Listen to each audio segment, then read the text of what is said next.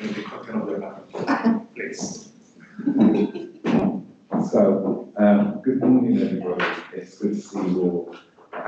We just had a staff story, and firstly, before I start, I want to welcome Mrs. Sally Green, who's our Director of Quality, and also our Chief Nurse at Scottish. It's good to have you, Lisa. I think you know most people around the board, but if there are any that need to introduce themselves, please do point them out. I think I've met everybody now this morning, and on Teams as well. So you want to do introductions because we're live? Because we're live, yes, sorry, because we're live, we'll go around the table again. Hi, Lisa. My name is David Tita, the Associate Director of Corporate Governance. Welcome to the trust. Good morning, Lisa. Sue Bedwell, Non-Executive Director and Chair of People Committee. Good morning, you know me, I'm Purvita Arya, Consultant Psychiatrist and Medical Director. Good morning, Lisa. Nice to meet you in person. I'm Monica Shafak. I'm Non-Executive Director. I chair the Care and Minds Committee, and I'm also the faculty lead. Morning all, Mr. Devlin, Executive Director of Operations. I'm Lisa and welcome, Bal Baird, Non-Executive Director, Chair of Finance and Performance. Morning, Chair Patrick Narugo, and Deputy Chief Executive and Executive Director of Strategy, People and Partnerships. Morning everyone, Sarah Greenfield, current Director of Quality and Safety and Chief Nurse, but obviously having noticed Lisa as we speak, so we're kind of over. And good morning everybody, those of you watching live stream, I'm Phil Gale, Chair. Morning everyone, I'm Roshi and I'm the Chief Executive. Robinson, Director of Finance. Morning everyone, Thomas Green, Non-Executive Director. Morning everyone, I'm Winston Graham, Non-Executive Director and Chair of the Board Committee. good morning, I'm Lisa Stan-Green. I'm the Director of Quality and Safety and Deputy Chief Nurse. Good morning, I'm Lynn Cullen, Non-Executive Director and Chair of the Quality and Patient Safety Committee. Good morning, I'm Hannah Sullivan. I'm the Corporate Governance and Membership Manager. And I'm Pat, I'm the Company Secretary. Listen, I'm Associate Director of Communication.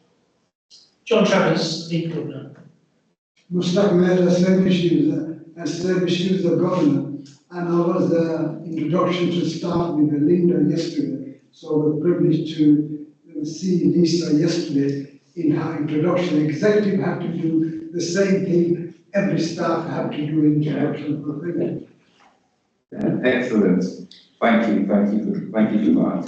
So if we continue with our agenda, I don't believe there are any apologies for absence. I think we're actually all here, all present.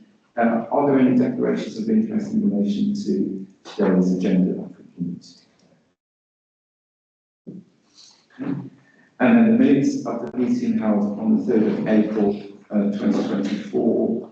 Can I just ask, without going through every page, are there any points of accuracy or omissions or anomalies or anything that people would like to point out? Patrick? Yeah, just one which thanks to John Travers for pointing out that I find this section where it talks about the staff survey. So just to state that we were second in the Midlands in relation to mental health trusts, not all trusts overall.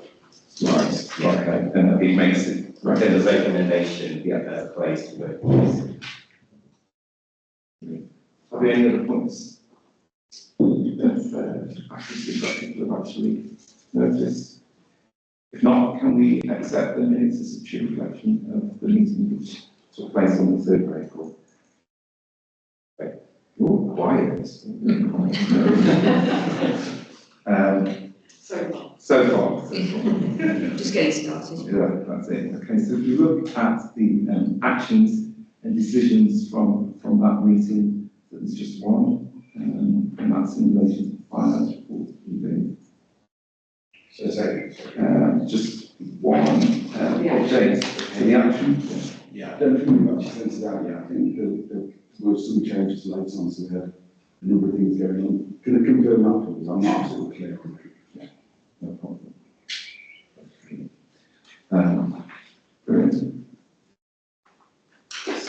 we move on then to the Chair's report, my report. I'm not proposing to actually go through all the points held in this particular report, but I am happy to accept any questions that people may have in relation to the report. One thing that we'll just point out, I think it's worth mentioning, is about the fit and proper persons requirements. You'll notice that I've made mention of that in the report that we've implemented the revised FBP test framework that was issued in August 2023, and that's to ensure that we do actually comply with the CQC's fit and proper persons requirement regulations, which obviously date back to 2015. And I make reference here that as part of our ongoing compliance, a range of checks have actually been undertaken for all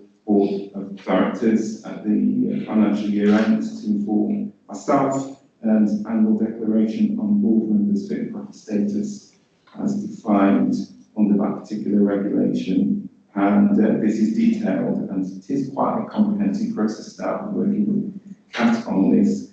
And in addition to electronic and hard copy evidence files, we're required to record compliance on individual electronic site records. And this process has already begun, it's actually underway. And once completed, I'm required to prepare an annual submission to NHSD's regional office, and that's by the deadline of the 30th of June this month, as formal confirmation that I've had effective assurance of compliance with the fit and proper persons regulation and implementation of our fit and proper persons test. And they also make mention in the report, most if not all of the NEDs have had their appraisals, and those who haven't, they're coming up to be completed by the end of this week, I think.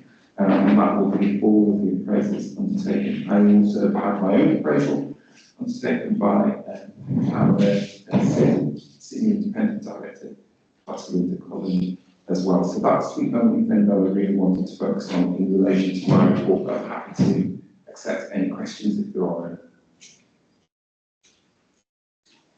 Not if we should move to the chair. I'll take the report. So maybe I'll start and then I'll hand over to Vanessa.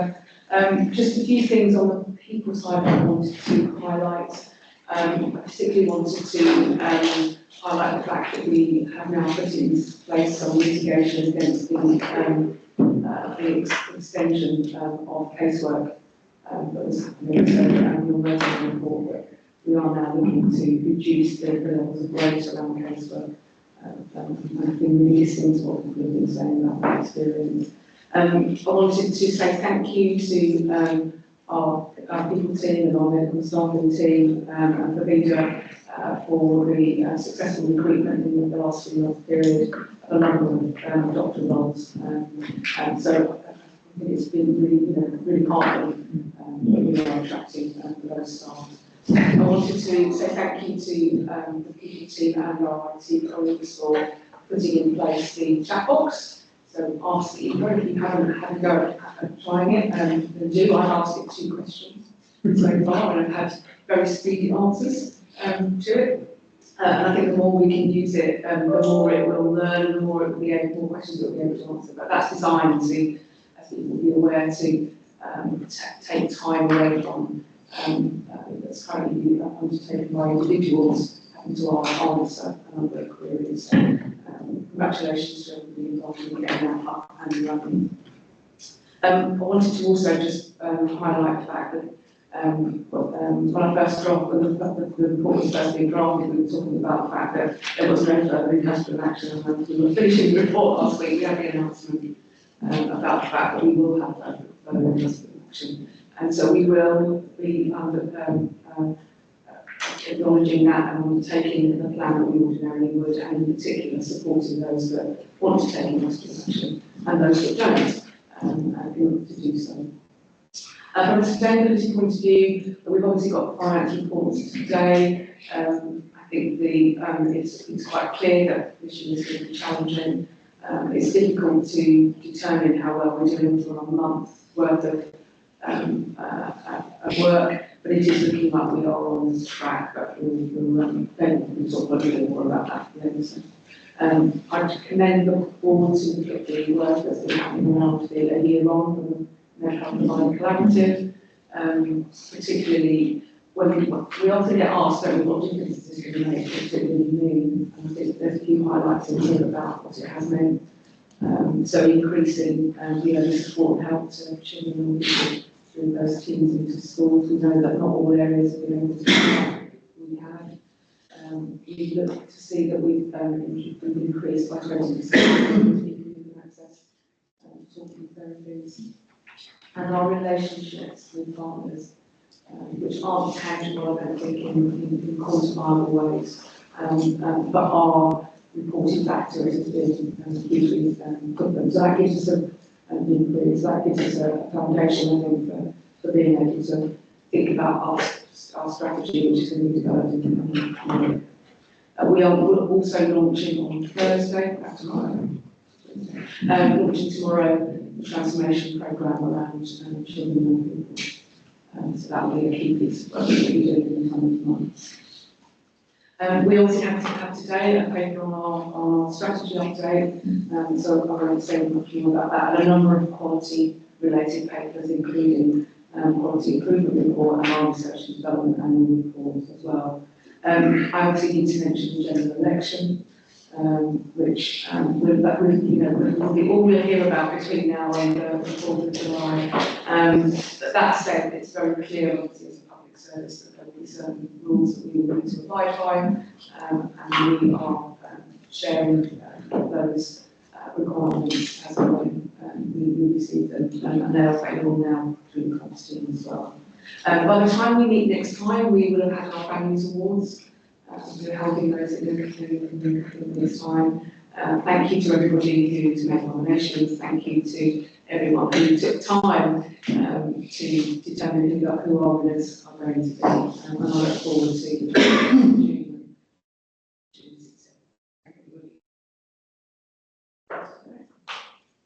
Thank you.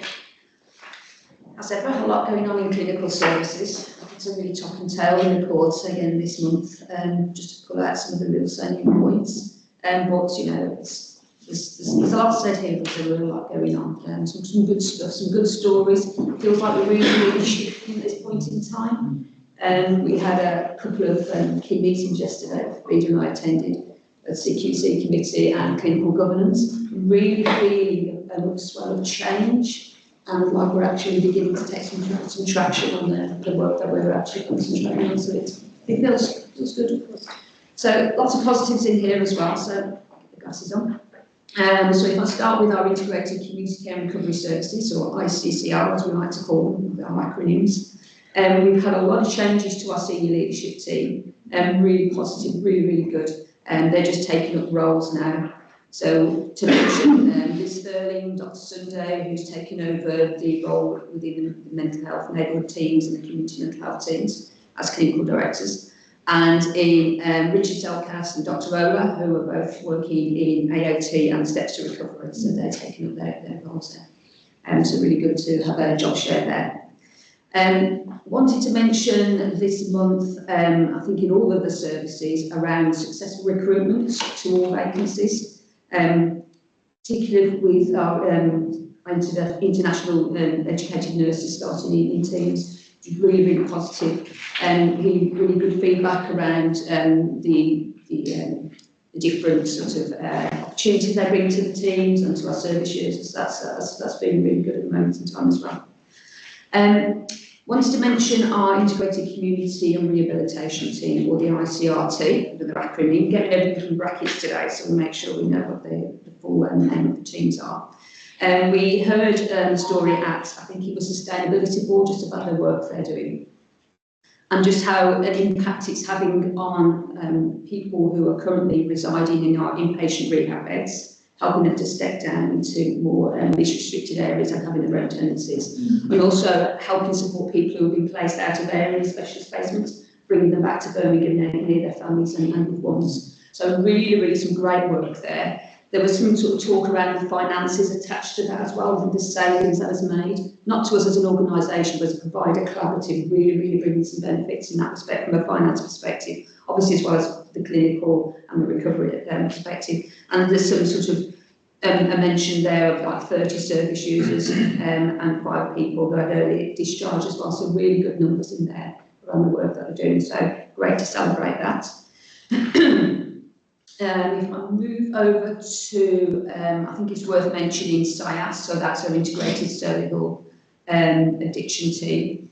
And again, lots of work, they're working with providers there, but particularly working with the police. And we heard also yesterday a deep dive with ICCR around the use of naloxone, getting right, which is a drug for people who've taken an overdose, and you know how they're actually saving service users' lives because of the administration of that. So working with the police as well to that to administer that medication. So that's really good in cervical with SIAS. So if I move on to secure and offender health. I think it's good to note the improvements over at Ardenley, the adolescent unit, with the service users and their Duke of Edinburgh award. I wanted us to put that in there, say that some service users there have achieved that award. And also they had an engagement event around a football match.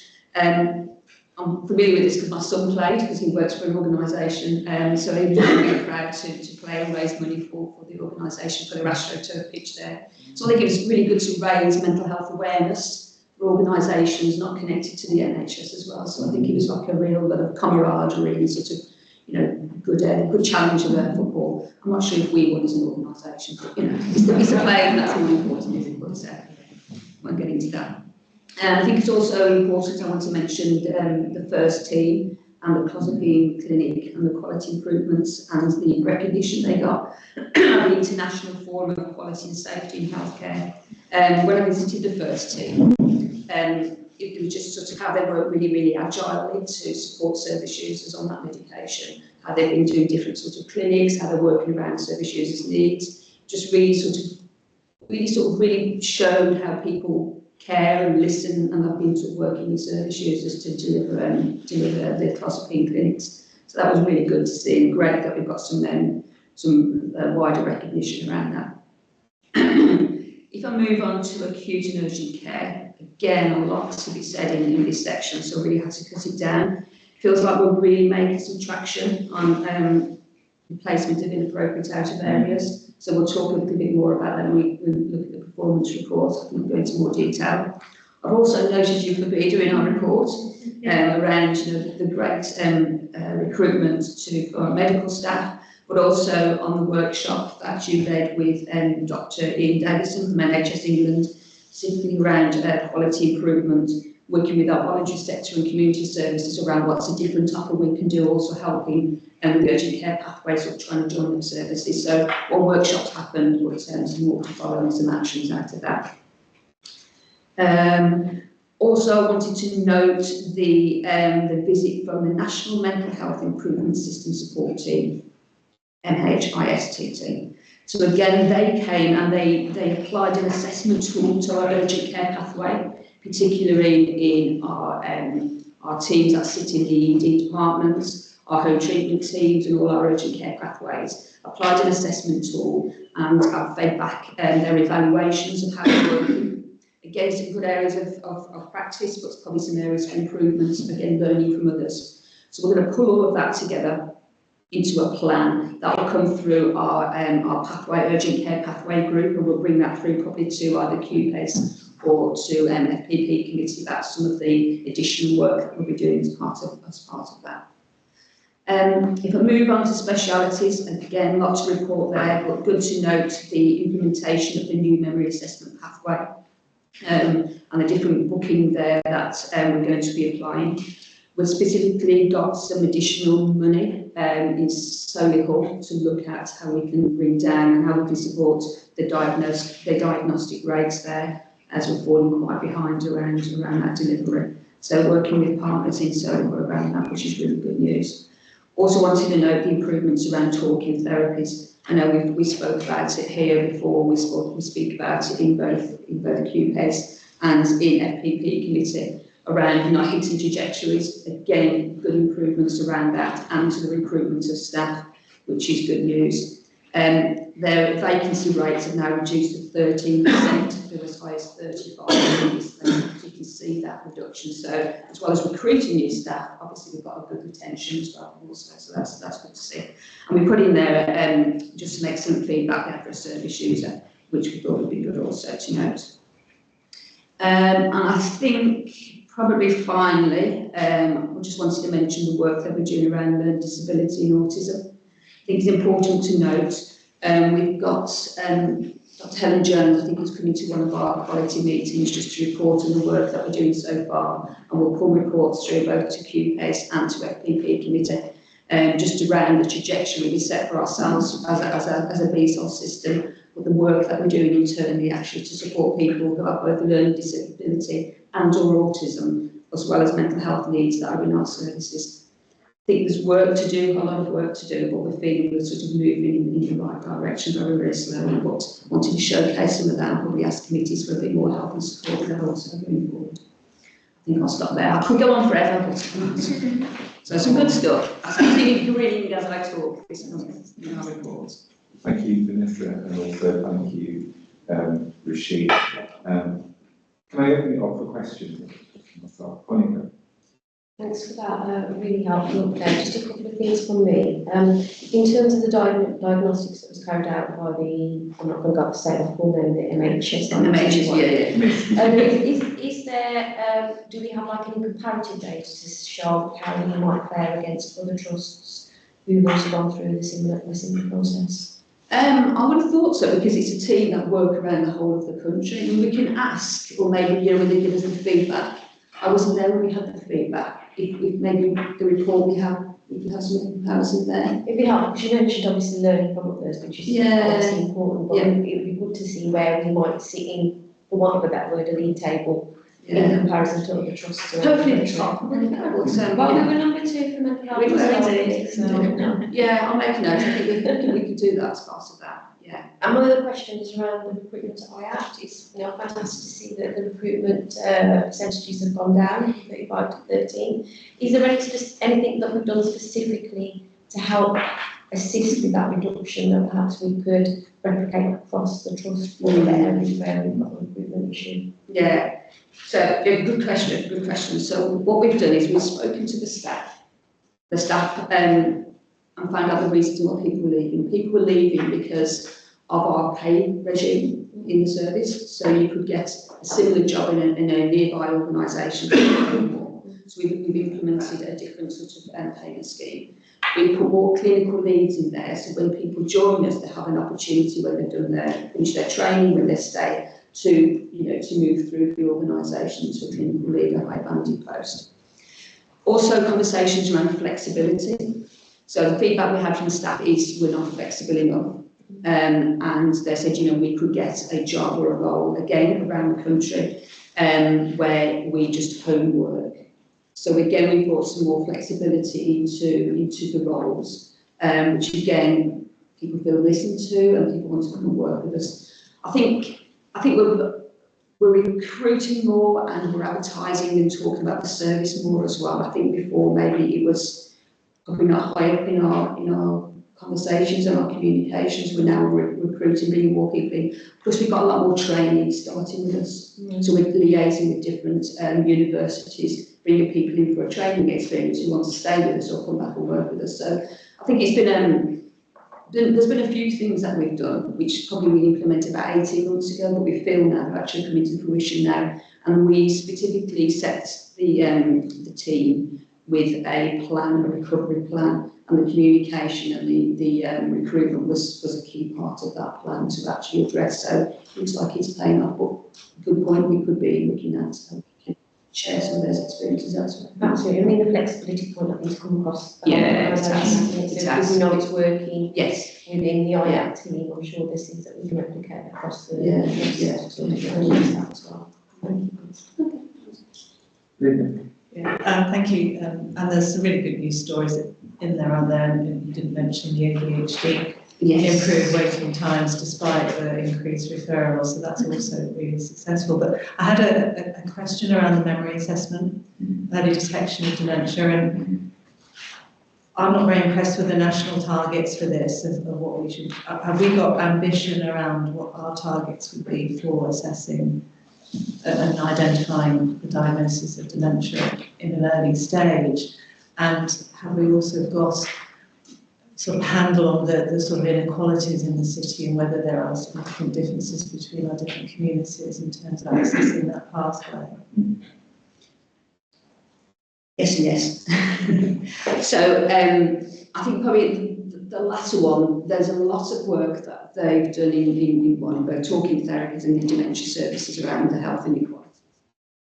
I've been asking Teams if we can try and pull those out a little bit so we can show the work that we're doing in reports. But yeah, when we look at, I think when we look at the take-up of the rates, you can see the different populations. I don't know if you're being monogamy. You can see the different populations and where the take-up is more. When you look at, when you look at the data, we can showcase maybe some more of that work.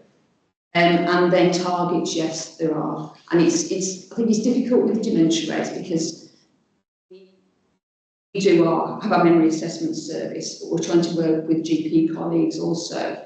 Mine in the dementia service, she received support from the team, and her diagnosis initially came through the GP.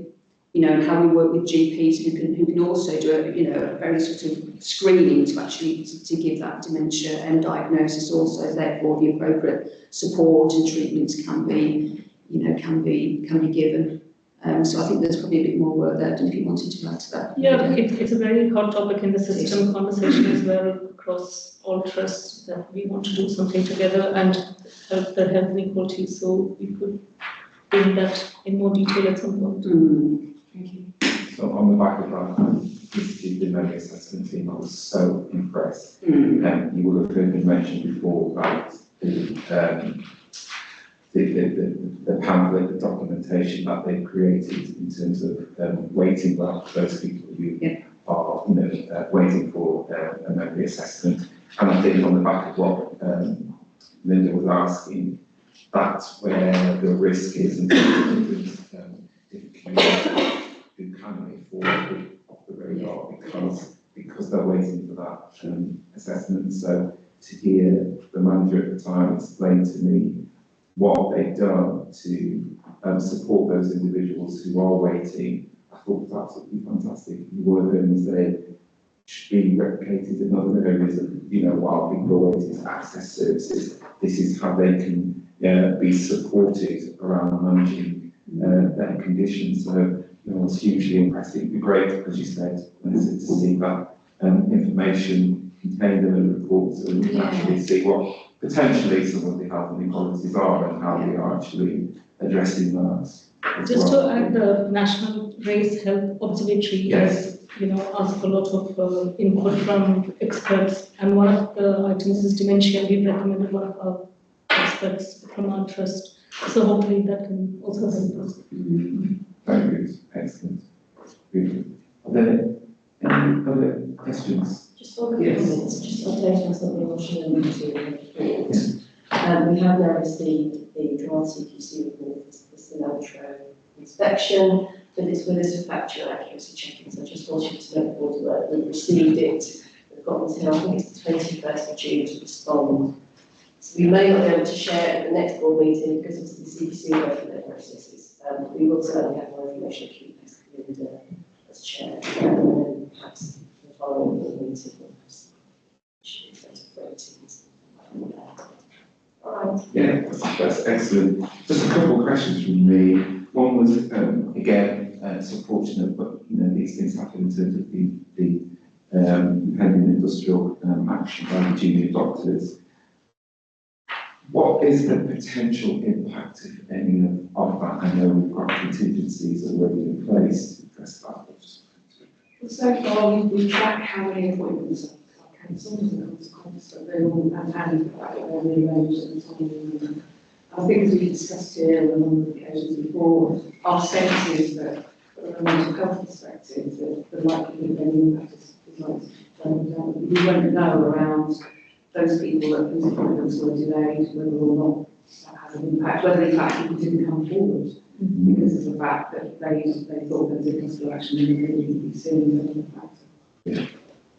I suppose we just need to be slightly on that, we just need to be confident about that. It is likely to have an impact. And the teams have been proactive and they brought appointments forward quite a few times. So instead of cancelling them, they've seen them earlier, some of our teams, so that's been really good. Yeah, excellent. And my other question, just a query around the health roster or e-rostering for all doctors. And in the report, we talked about some elements of the functionality aspects will be continued and developed, and I just wanted to know what are they, and is this because it's just newly introduced to doctors?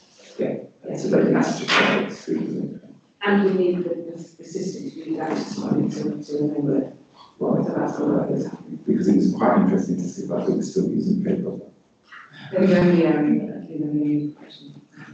We haven't yet managed to get onto the system and the system as it was. And will that, what impact will that have? Will that? Well, there's a lot, I mean, it's only one element of health fostering work, actually. What we're doing around health fostering is it's also looking at how it's being utilised across the board, particularly in inpatient settings. And Vanessa and Sarah have been setting up some challenge pieces around how the roster is being utilised, how the rotors are therefore being developed. So it's just one element of the work. We recognise that we can make the experience of staff, but also the efficiency and productivity and how we work better by using health fostering work.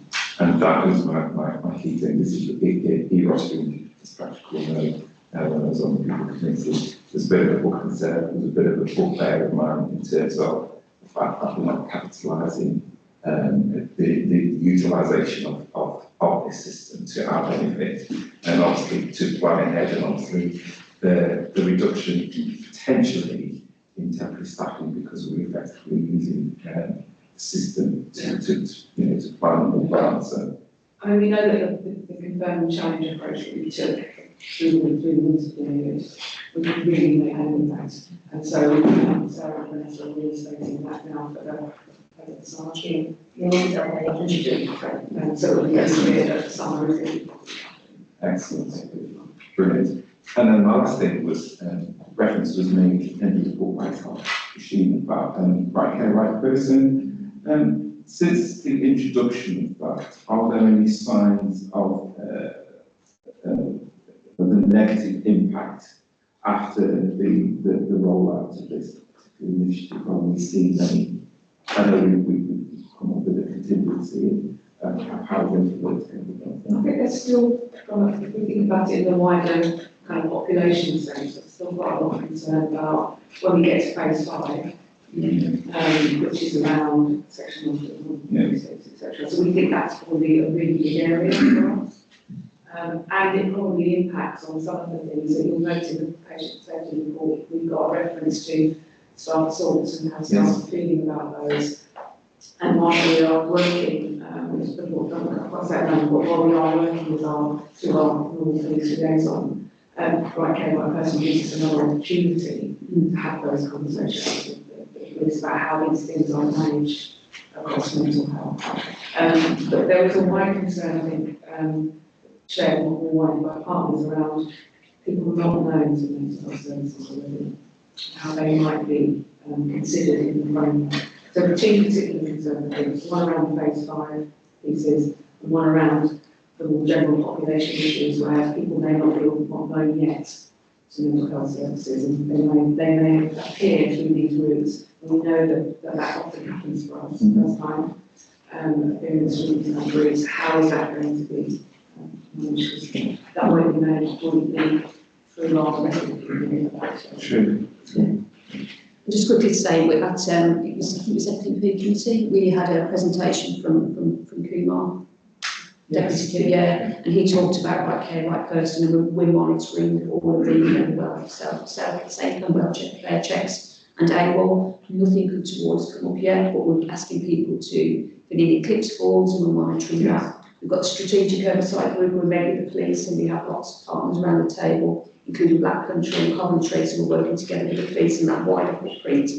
And we had our internal sort of management meeting yesterday with all the other BSOL partners as well, talking about that. Can we have a look at our data, can we have these conversations? But Rashid is absolutely spot on around the phase 4 and 5. You know, so it's around transport, which we've talked about in committees, and also, 135, 136.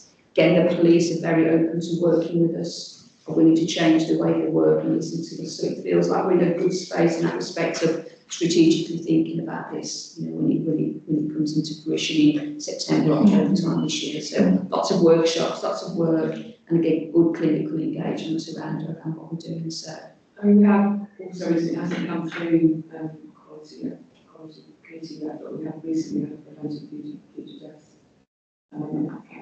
actions, which also talks about potential issues around not getting that person. So that's another area that we'll be working Sorry, just a question for Vanessa in terms of CMHTs. I know you mentioned really quality work for recruitment, which has been fantastic, but also there's been no improvement in terms of the contact rates for some of the patients within CMHTs. So I'm just wondering if there's, I suppose, that goes to capacity going to result in proper self-imposed targets for employment with some of those contact levels across patients. To say a bit more about that, just what that maybe is if you do that. yeah, the recruitment specifically in, you say the CMHTs, but from our, because I mean we've had lots of recruitment from a medical perspective, and so then again outpatients there. Not huge gaps in staffing, so again, recruitment there. So I think, I don't know if all the staff have actually started, they do have big caseloads, as we know in the community mental health teams. We've got our community transformation, so we've talked about here that we've got teams that now sit in primary care who are seeing service users, seeing people referred to them who could be coming into secondary care, what's happening, prevented from doing so.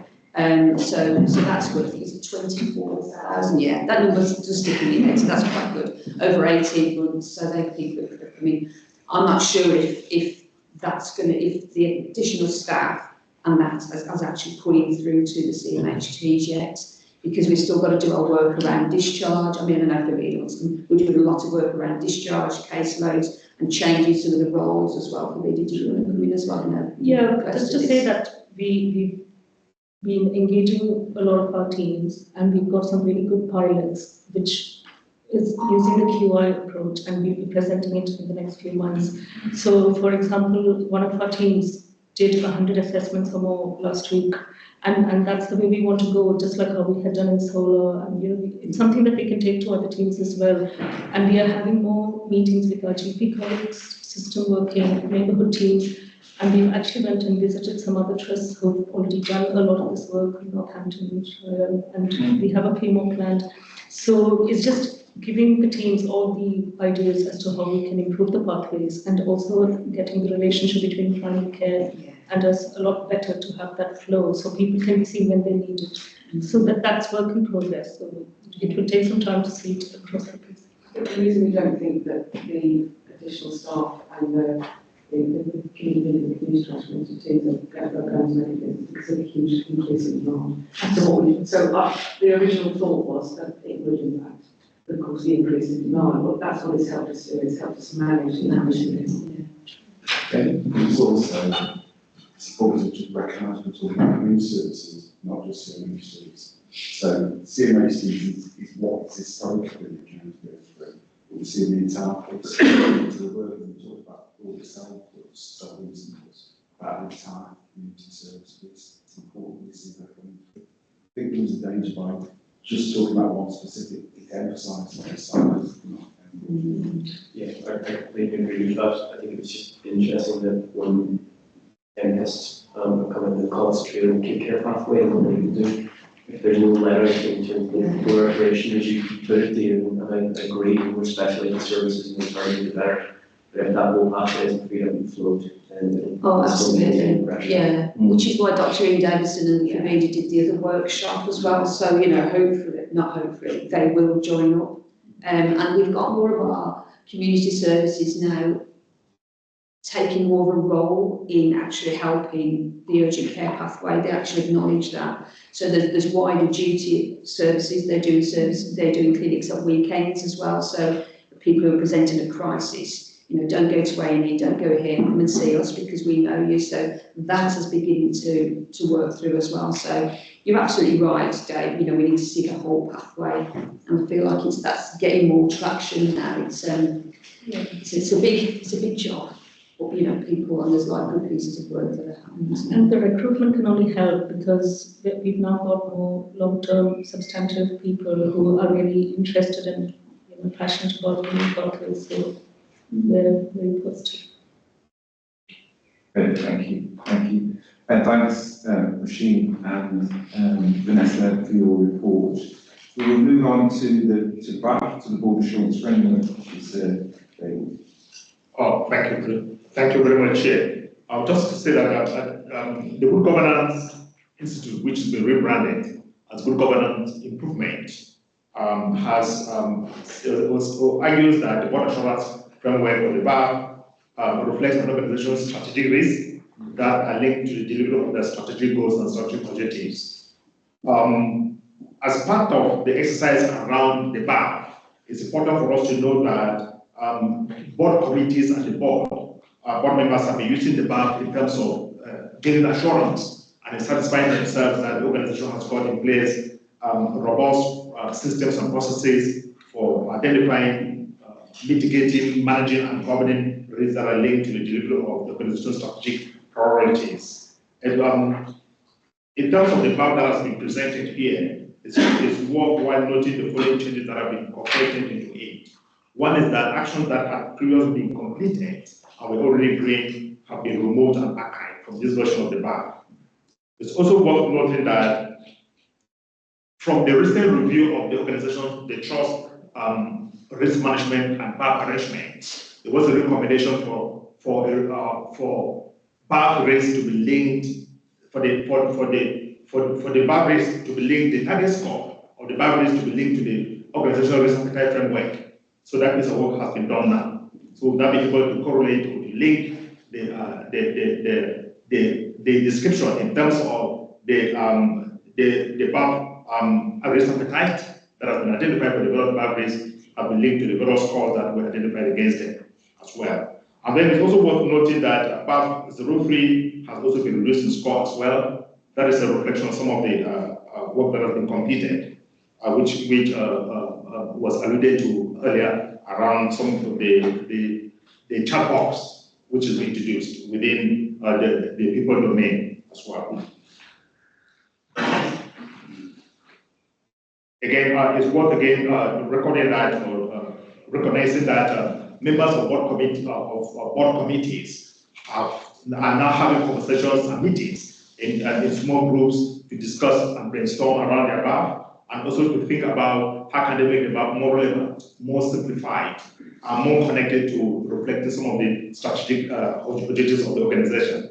So that is always ongoing, and that is the intention is for us to bring it to the board strategic board governance session in September, so that there could be a shared understanding and learning and agreement as to populating the new template that will be then used across the various board committees and the organization as a whole.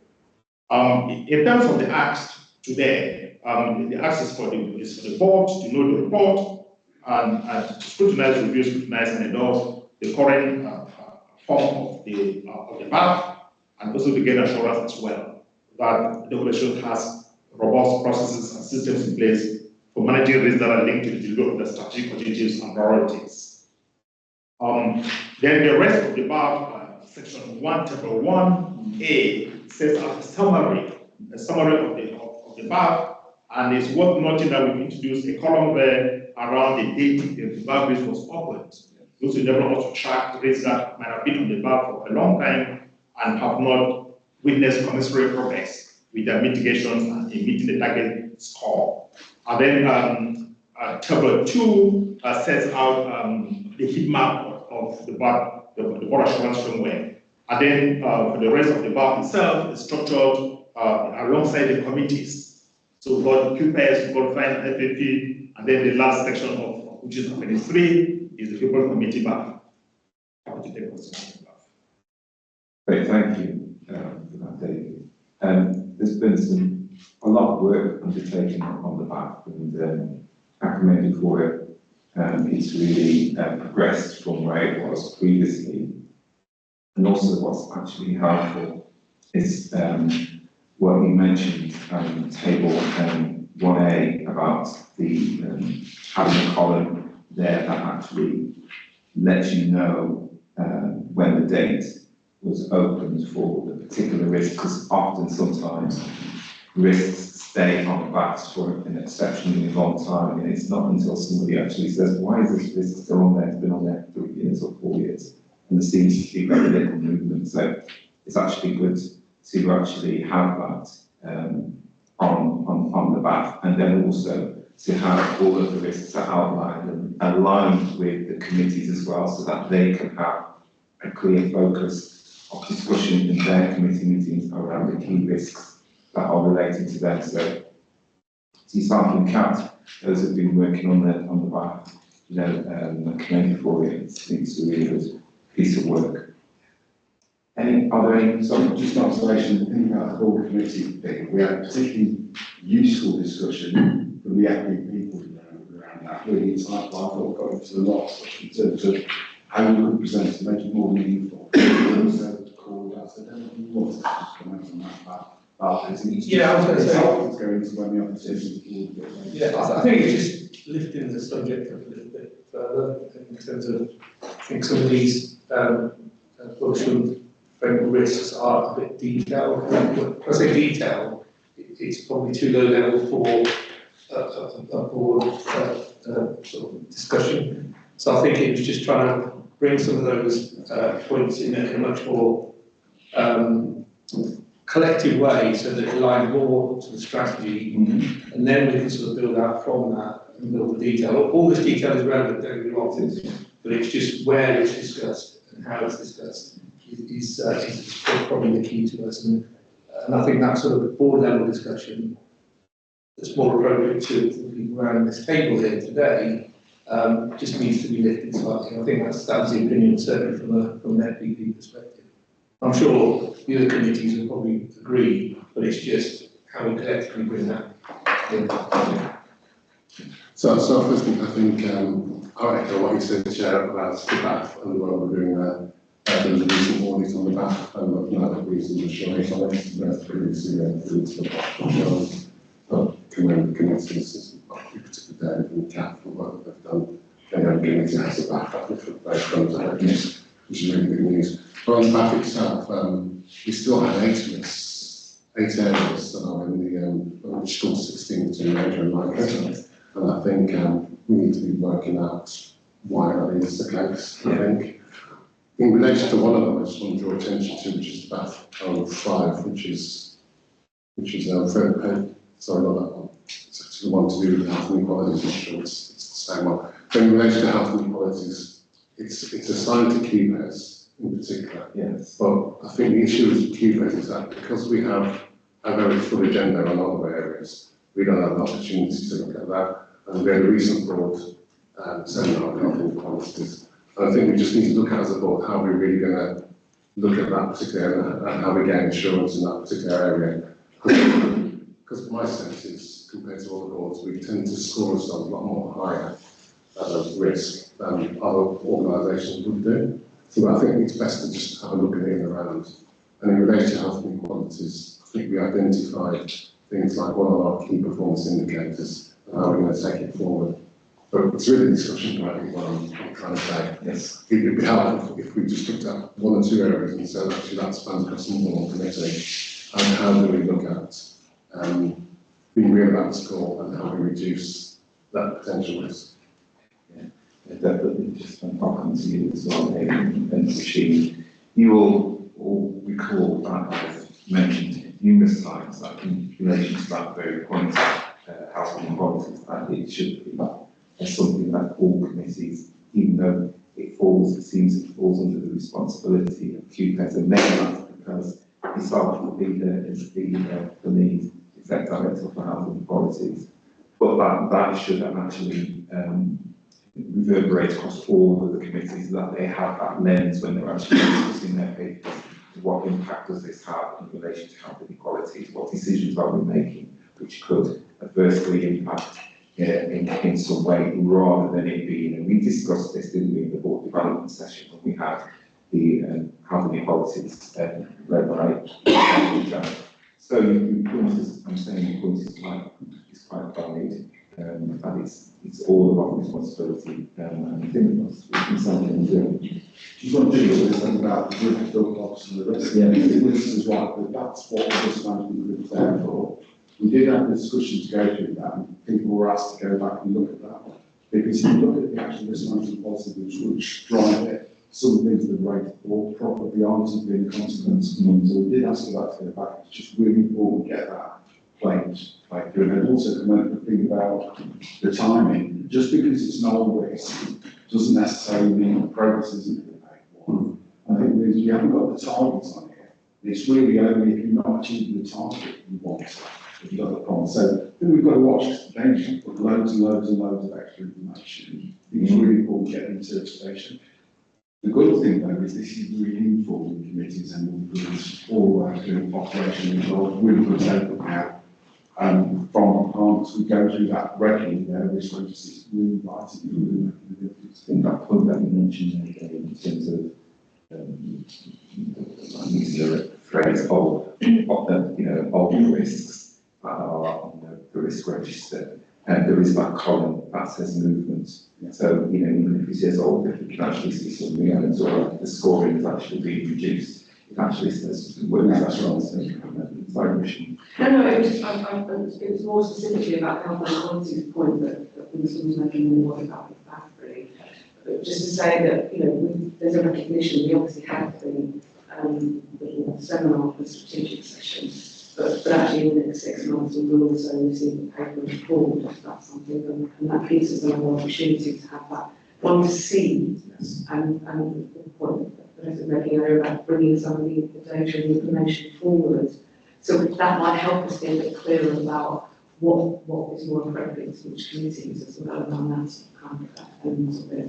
The second thing is just to say that, that I've got a very personal view about our lead role as a provider collaborative and the strategy that we're developing, and the fact that what we will want to see is quite clearly a real emphasis on health inequality within that, and that what we see in that is not determined by us and our data necessarily, but they're determined about the communities we're working with, the data that's important to them that they want us to shift the dial.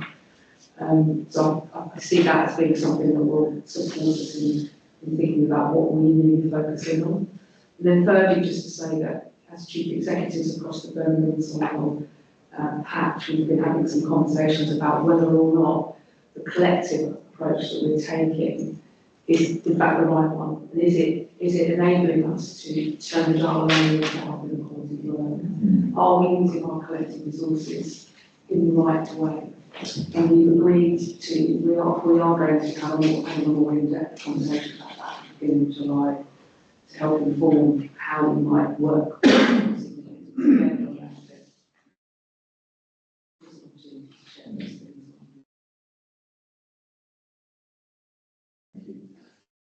It's another observation, right? So I think keepers is a chance to, FPP has a chance to look at that again.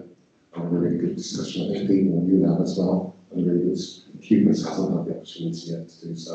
So I think there's a potential for some more fruit to come out when keepers. Let's look at that.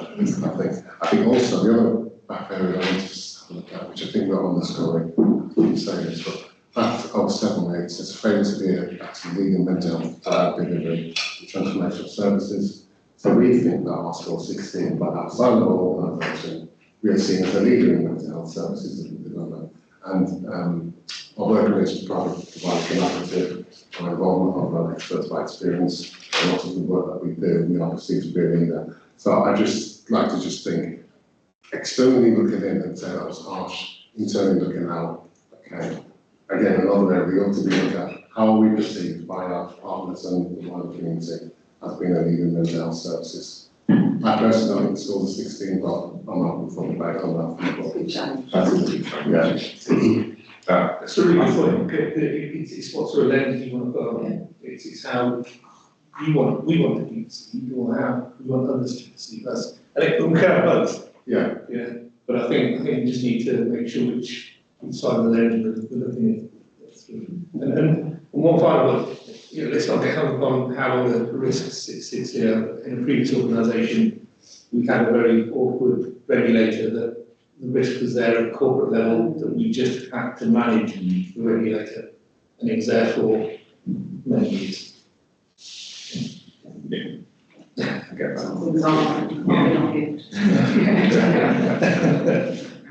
Thank you everybody, and thank you to David for presenting the paper, and for Kat to be working on it along with David as well. Yeah, appreciate that. So if we move on with the agenda to the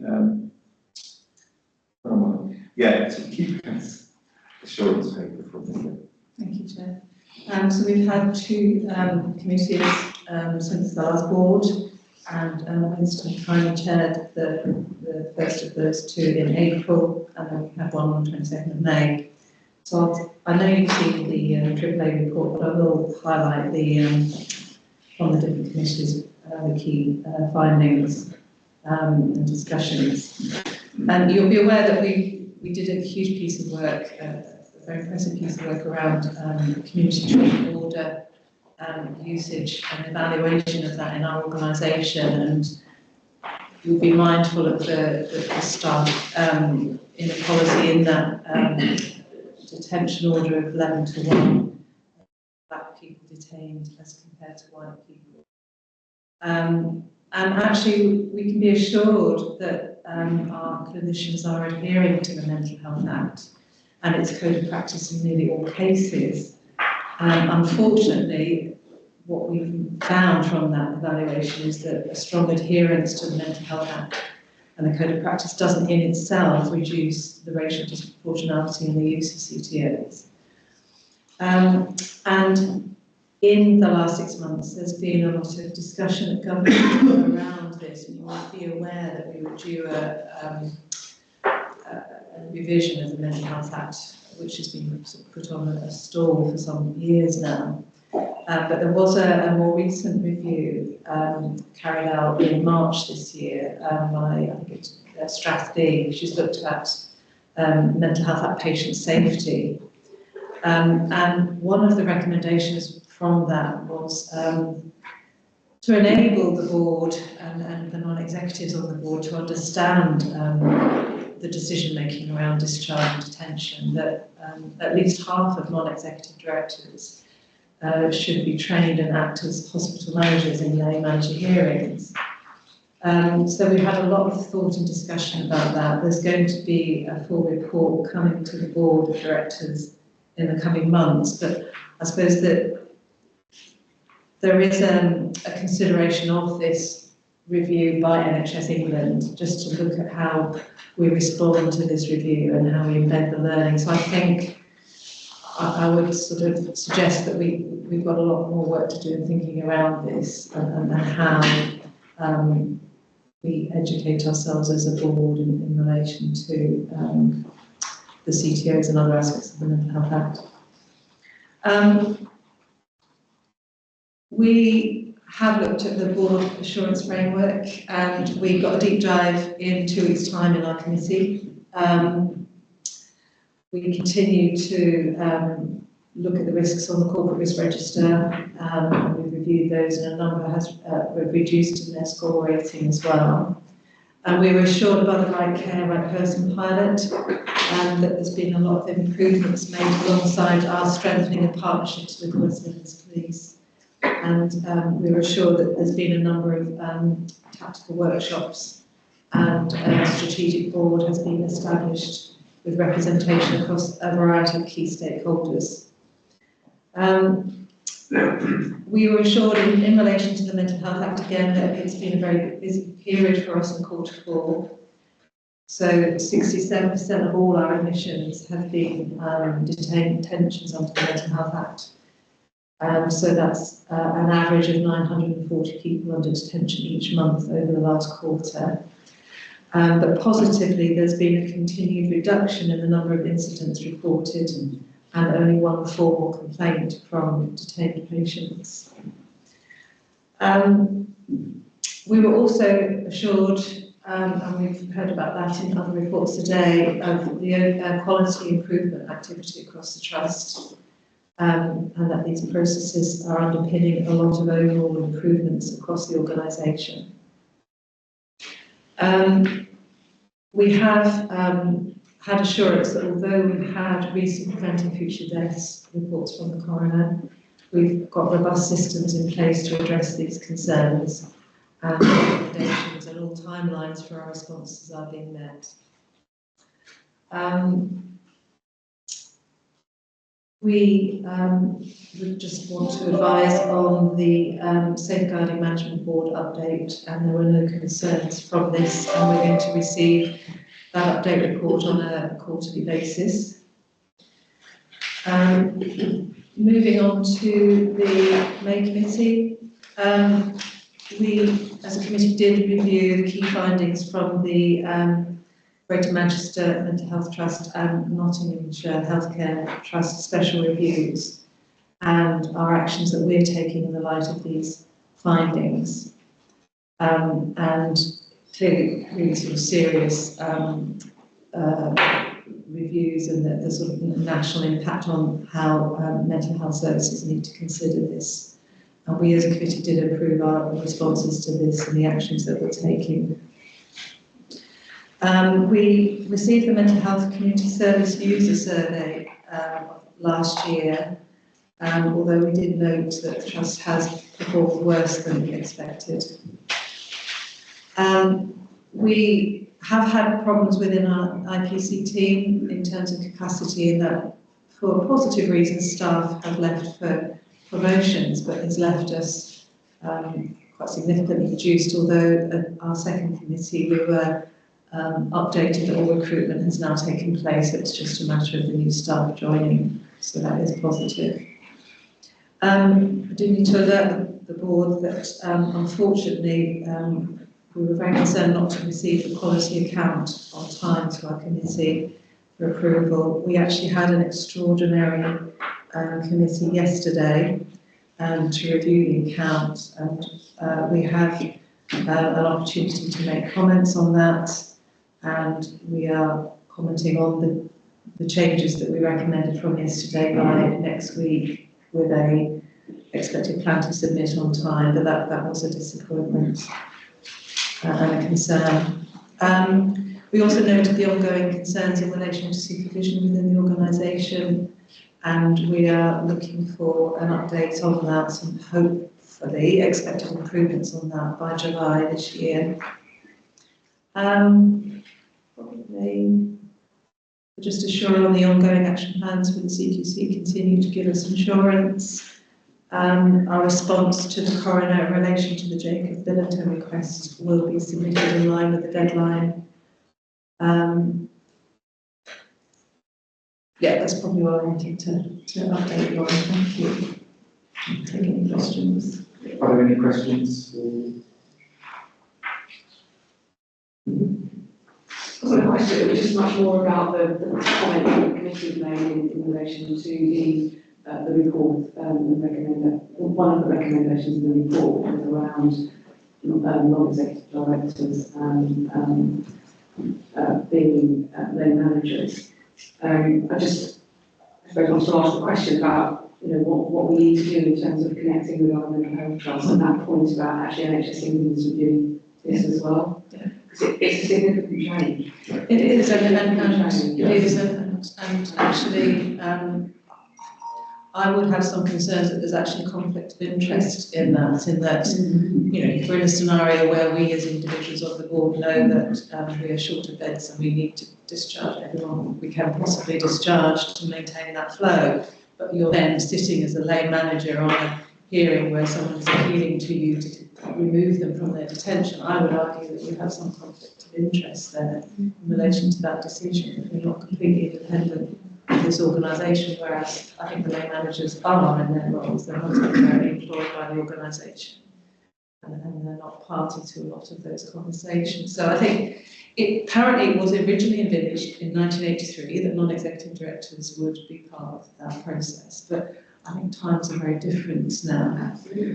So I think it needs a lot of consideration. We had a discussion about this, isn't it? It's general consensus of concern, and that was raised. So we wanted to hear about what other trusts were considering in light of this report. The report is a recommendation. It's not necessarily an endorsement, it's just their recommendation. But the practicalities of that is what happens. Although having said that, clearly, as part of this learning from the CTO yes. inequalities, there is something to be from this around learning and understanding that process. So how do we do that if we're not going down the recommendation? First of all, just wanted to expand a little bit on the greater interest into inquiries. Obviously we're bored, so we don't do lots of detail, but just wants to be really clear to impress upon the board the gravity of the content of those reports and the impact that had on patients in both of those two trusts. And that whilst obviously Linda has rightly shared what we talked about earlier, QPES, actually this is a really big deal, and our clinicians, because we had a discussion with the Clinical Governance Committee about it, and there was a real depth of feeling from our clinical colleagues about how comfortable it felt to listen to those stories and that learning and the recommendations of the report, and a real commitment to have an extraordinary meeting to solely focus on the learning from those inquiries and to really think as a group of clinicians about the impact of that and how would we know that is happening in our own organisation. Do we need is there anything different we need to do from an assurance perspective? But a really difficult discussion, I think, because for all of us, the thought of it happening here or anywhere else is really uncomfortable. Those of us that work clinically as well, it's even more so through that strong duty of care and that type of service users. So I just wanted to add a bit more around that to the board, just so you're aware of the discussions we've had with our clinical colleagues and that we plan to continue to have. And that as a system of providing collaborative is bringing together system partners to have a similar conversation once those individual organisational discussions have taken place, so that we feel that we've got more influence and power together as a system to improve care and make things better and to make sure that is never us. So that's the things that are in place over the coming months around. Anyone that's read those reviews will understand why it's particularly difficult. And the other thing I just wanted to mention was around clinical supervision. Because it's been a real challenge, and we did have an important notice issued to us by the CQC. I just wanted to mention that specifically because we've had real challenges with it, and many of the board will be aware that our relatively divisional leadership teams asking for assurance and trajectories for compliance by July, which all divisions did respond to.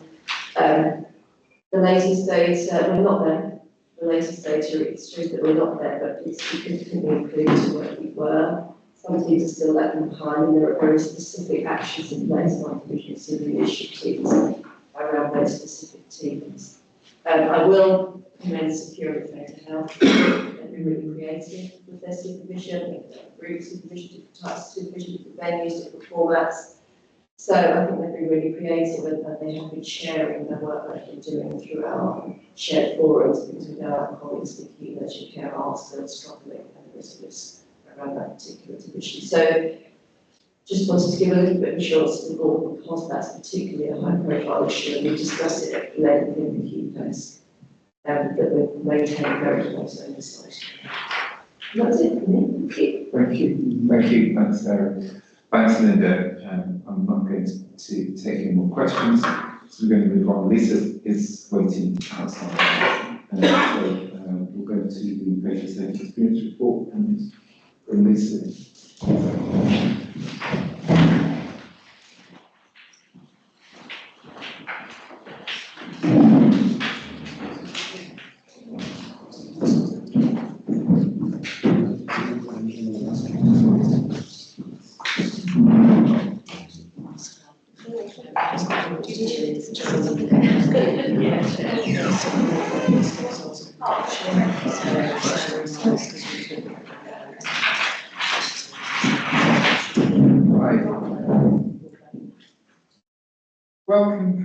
Welcome Lisa, sorry for the slight delay on Dr. Lisa, so it is over to you.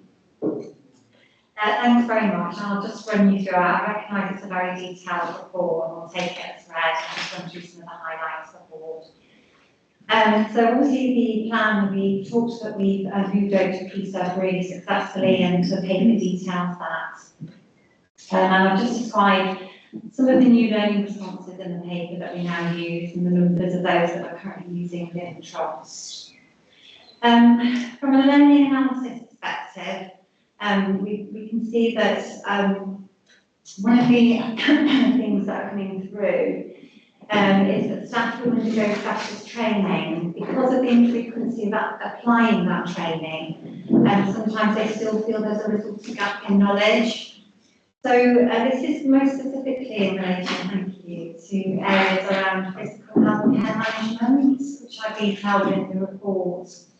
I just wanted to highlight it as a theme, but there are local actions and divisional actions in place that are addressing that, but it's just one of the themes that are coming through at the moment. Really pleased to report that we currently have, we actually now only have 22 overdue serious incident actions. And your board will note that we've repeatedly reported quite high numbers of overdue serious incident actions, but all credit to our divisional colleagues, those have reduced significantly now. Trajectories have been provided for the resultant overdue incident actions, and we expect that those will be down to zero in the next 6 to 8 months. I've also summarised the external reviews as part of the paper. In-depth reviews including the H review, which uncovered a number of specific issues for improvement. Actions taken include updating operating procedures, redefining roles within our services, and documentation changes. The paper also details a high-profile inquest held in March related to Jacob Billington, which has resulted, unfortunately, in a multi-agency prevention of future death notice.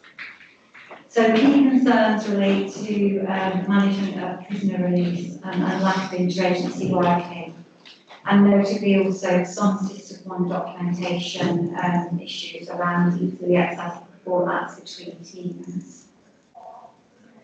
From a trust perspective, we now have dual work, multi-agency and multidisciplinary dual work streams in place that are being led by our Deputy Medical Director, and they are underway now to address some of the concerns highlighted by the coroner, and of course I will keep you updated through reporting. I've also provided a thematic summary of the PFDs issued to the Trust over the last 2 years for your understanding of some of the key themes that are coming through from our PFDs and then some of the actions that were taken to address those. I'm pleased to report that we have really good levels of incident reporting on our Eclipse system. We have seen an associated rise in moderate harm incidents, but that is primarily related to the ability now for staff to report psychological harm. So there's a shift in what appears to be harm incidents. Through committee structures from next month, we are anticipating we'll be able to give more detail around that and the actions that are being taken. We now have a dashboard available for all our reducing restrictive practice and incidents, and it's really helpful, actually gives us a broad spectrum of data to work with, and we're now looking at exactly the same system for our patient safety incidents overall. Looking at incidents overall, so restraint, we have seen that they're within the need and indeed are continuing on a downward trend. Actually, as our staff assaults, which I'm really pleased to report because I know that's been a concern from board previously. I have highlighted in the report that some clinical areas staff have reported becoming disheartened with reporting for incidents from the police. Just for assurance to the boards, of course, local service and divisional responses are in place for this, and it's also been discussed at the committee. It's felt that the RP work that's being undertaken will support this. I do want to give assurance to the board that all support is given to staff in these instances and our actions are taken forward with the police locally. We're seeing a really positive swing in our due to our quality metrics dashboard meetings, metrics that we now include our deep dive reviews. We're seeing a really positive swing actually in our quality metrics, and we did note that actually at CGC yesterday. It's really heartening to see, and again thanks to divisional colleagues for their hard work on this. We do though still have a number of local incident investigations awaiting managerial closure, and they are now being tracked through the deep dive reviews. The report details the success of the implementation of safety summits across the trust, and I've described what the safety summits are about and how we use them, and also describing the paper kind of outputs from the safety summits on EWP, Zimeo, Rayside and around cosapine management. As a further initiative, the trust has now introduced the enhanced monitoring framework. And this is a kind of framework we put in place for wards or clinical areas in need of immediate intervention and support. And I will elaborate on that in further safety reports, but the pilot that we conducted across the trust across a number of areas has been really successful in its outputs. Again, from a customer relations perspective, I'm really pleased to finally to bring in good news support because I have repeatedly reported to board that our KPIs we've struggled to improve our KPIs. But I hope that the paper details a real improvement actually now in our customer relations KPIs. And we are really utilising our PAL service in order to apply immediate support and intervention where concerns are raised and to try and reduce our number of formal complaints. Our number of formal complaints are dropping, so it does appear to be working over the last 2 months. You will know that we had some significant delays in allocating investigating officers, and this was primarily due to significant gaps and vacancies in the team, which have now been addressed, and we are starting to see those numbers come down. And as requested from Roisin in previous committee work, we've also provided a directory for our most historic complaints, and we are working on track to deliver those directories, which again are detailed in the paper. Again, a positive picture for our open actions. So we had 60 overdue open actions at our biggest point. And again, collaborative work between the team and the divisions is seeing that come down, and now we only have 9 overdue open complaints actions, again, which is really kind of giving assurance around that learning and that change that we need to make to try and prevent complaints from reoccurring. For board, I have shared a quarterly thematic review from customer relations. So I've discussed some of that. We should see the kind of increased PALS cases and reduced formal complaints. We've noted that 54% of complaints were female, which is reflective of previous quarters data. The overall majority of complainants are recorded as white, and there does appear to be discrepancy in relation to Asian and Black complainant numbers that does not align with the population of our service users within the services currently. Customer Relations are taking a deep dive into this information, going to understand a bit more about what that means and how we improve that going forward.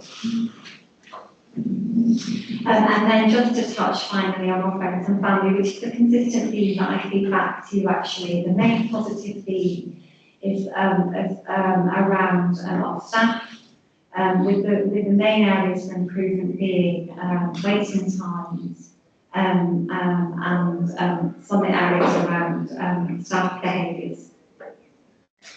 To improve and support triangulation of the report, patient experience is now going to be included into committee reporting and also welcome to our board reports going forward. So those are the key elements. Of course, it's a very detailed report. So. It is. It is very detailed, and thank you, Smart Lisa. Before I ask the question, are there any questions from the board colleagues? Not a question, but more an observation actually. So earlier we talked about the BAP, and we've got a score of 6 on the BAP of fairly to focus on reduction of patient harm. I think this paper in particular provides a great deal of assurance from the board. There are a number of areas that indicate that we're getting 50% better. And that's we reported that we've reduced our primary strengths, reduced our staff assaults. There's been an improvement in incident reporting, so it's not that we're scared to not report incidents. And also, we've also said that we've improved our local safety boards with water groups. And safety science are working so hard that there is emerging evidence to challenge our score of 16 in relation to that patient harm because we're providing the evidence to do so. So I'm not saying that we do that right now as a board, but it's certainly something we consider a key place, and we also consider that at future board meetings. You've been challenging the back, haven't you? The back. No, I'm not doing that now. Very good with. But what I would say is that these have been very consistently providing us really good information to keep this. And what I like about it is there is the data, but also the triangulation and interpretation of what that's meaning. So I didn't need to go to the Yeah, just to assure Winston that I would definitely take his recommendations to the risk lead around the back so that we could correlate it with this supporting and emerging evidence from what Lisa has presented. But it's more comfortable to realize that the board is getting more assurance that the BAF is giving that assurance, which is the purpose for which it is meant. And one of the things is that the BAF is a dynamic tool. So as more evidence emerges around performance, which correlates with the assurance that the board needs, the BAF the risk can be reduced. As performance downgrades or goes down, the BAF again can also reflect that as well. So that the BAF doesn't remain static. Yes. Yes, it goes here. This is quite a good point there. I'm not going to see about. Thanks, it was a really great report. Just a couple of questions, and apologies for somebody who didn't attend QPES. There seems to be an awful large number of local incidents, which I know you said that you're looking to address. When do we think we will get to the point where we're in a much more comfortable position, and what is that number typically look like?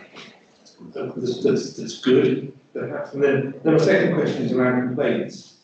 Obviously, you said that there are staffing levels that should be addressed or have been addressed. Do we have an SLA then with our patients and families in terms of how quickly we should? And I didn't see that graphically. I'm not sure how far off of the SLA we are there. Yeah, sure, of course. So I'll answer the first. So just remind me of the first questions about. Yeah, so simply because of the quality metrics through the deep dive reviews, we'll be asking the divisions to provide trajectories for improvement, and that's where we've seen a number of areas of improvement across quality metrics. So previously there was not necessarily a format where it was in front of divisions to see their current position. It is now. So with your support, actually, at each deep dive, next deep dive, we'll be asking for trajectories I will then be able to provide the board a kind of overall trajectory for improvement, and we will be back down to our baseline.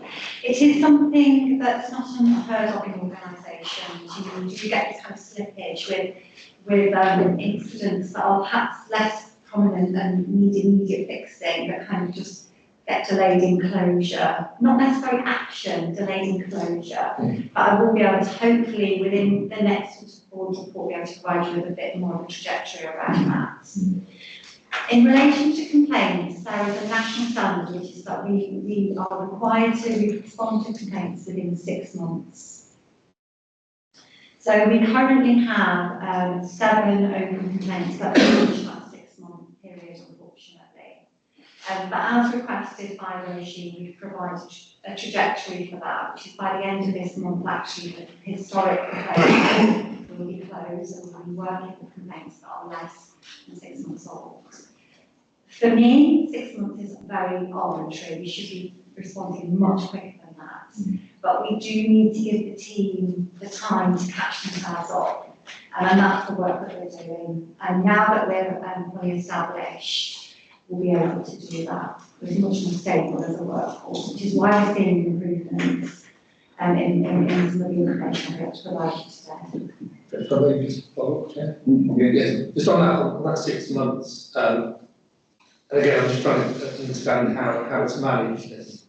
So could it be that, you know, if I raised a complaint, for instance, once it's in the system, that I potentially don't hear back from the trust for 6 months? Or is there a sort of a, you know, within 2 days, the trust goes back to that individual and says, we've got your complaint, we're dealing with it, and we're going to be doing this. So is that SLA broken down then into smaller parts, in which, you know, as a patient or a family of a patient, I can get some assurance that the trust is actually doing it? Absolutely. I mean, it's one of the things that I picked up when I started in the trust, not immediately actually, but after some time, was that we would only contact complainants when our initial, so we'll give an initial view on how long a complaint is going to take to respond to. And some of our complaints look fairly simple on the face of it to address. And some may be much more complex and involve multiple services. What I identified was that we were just contacting about 3-month arbitrary kind of, when we need to extend your complaint response. We've changed that now. We have administration support in the team, and they stay in regular contact with the complainant to let them know what's happening. And we try to let them know much earlier if we really recognise the complexity of the complaints is going to need essentially a longer time frame. So I hope that gives you some assurance in that regard. Yeah, I just know how painful it is when people complain about their broadband service. So, you know, I know, they've got somebody in trouble through a mental health issue, it's infinitely more complex. So just trying to get a picture of how it's all managed. Thank you. Thank you. There's Sue and Dave, and last one, I haven't got it raised by I'll keep my brief because Val's stole my question really about the delay in local incidents. That number just seemed a bit concerning for me in terms of how many people waiting and how that's escalated year on year. So really just asking for assurance in terms of some standard operational process of how that's going to be reduced perhaps at the next one. Yeah, no, I agree. And actually, we've already done a big piece of work around historic local incidents. We did a huge piece of work when I first started the trust. And I think the predominant amount of open incidents sit within 2023. There are a few that sit 2022, but the majority are within 2023. So while that's still not where we need to be, and our kind of standard actually is 21 days, we would, you know, those are the majority of the instances that we're sitting in, and we'll use that deep dive to drive that change. Thank you. Dave, Yeah, so just what Winston said there about actually in 6 months moving this down, I think what we've got to be, the question needs to be, what would require it to move down? Because the danger is they just like one of you went to another different one. If you've got having a discussion is where you get to actually, this is what we really send the risk appetite. So I think we've just got to get that, what's the evidence and what are we looking for? Once we've got that, it's just doing that. And I mean, that discussion is useful. So wouldn't that be undertaken in the committee? Yeah, please. To be fair, I just want a gentle challenge to that. So are we talking about board assurance? So the committee might have a particular view for the board. But the board, I'm not well we're actually getting as a board the information we're getting and the assurance we're getting from the evidence that we're receiving, which is why I made reference to the elements in. I'm not saying that my point of view is the right one, right? We need to collectively have that decision, because if we did it as a committee, then it could be a microcosm of individual sat around the table. Yeah. Well, there's something about saying what this, we're agreeing with you, by the way. I'm saying as a board, well, how do you feel about that? well, And there was a point you made earlier, David, about solid risk appetites or where do you feel that this ought to be. And I think that things need to be taken around. I think. you make a valid point, but what the board does is gives that delegated responsibility to the committee to actually inform the board of their view and opinion, for their board to actually agree or disagree with that particular view. You questions to the last 2 points, which is about people sharing. Yeah, I would agree. So just on the element around staff assaults, so what we tend to see that through the people processes or through the staff survey is about our staff experiencing harassment and discrimination from service users. So just really around how we encourage people to report that, so that we have data to be able to look at that area really hotspots around where people are experiencing harassment and discrimination. Yeah, I think that is an area that actually you could look at. It's not actually, that's really good. Maybe I'll take that away, it's not actually. Thank you, Sarah. Thank you. Just wanted to remind the board of the really intractable nature of bereavement complaints, in that this has been long-standing, really challenging. So I fully support that this has put the right focus and the resource in the right place. And even when you do that sometimes, it's not easy to get out of that situation. So I just want to acknowledge the progress in complaints. A year, 2 years ago, we were really limited, our performance was poor, and it was only a couple of weeks ago at QCAS that we asked Lisa to go away and look at our complaints information, not just through a protective characteristics lens, but also to overlay that with how representative that was of the population served and their patient groups. Only 2 weeks later, we've got that here. So lots of progress, but we started it was really, really challenging. And in relation to things like the number of incidents that are unclosed, yes, absolutely get it. Limited resource though, and we focused it in the areas that we think are the highest priority, which is patient safety stuff, at least we've talked about the enhanced framework, the summits, and the complaints. So yeah, absolutely I get that thousands of incidents not being closed is a concern, and we do need to address it. And sometimes we've had to let things like that run a bit because we've had to put our limited resource in the highest priority area, and I do believe that that's exactly what we've done. I think that's been a really helpful and productive discussion. I know we always have you waiting, Lisa. It's worth the wait. So thank you for your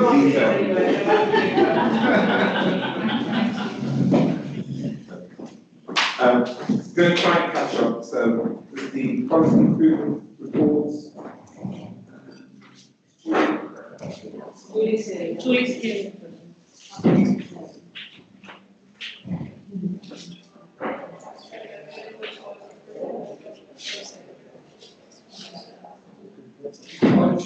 Take 5 very quickly.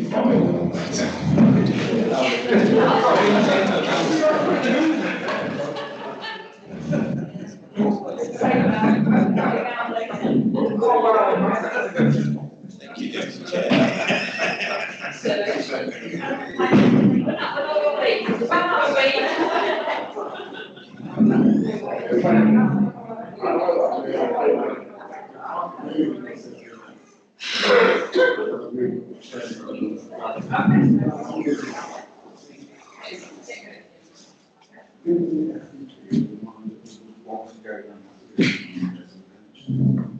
You haven't called this Julie, the mass exodus.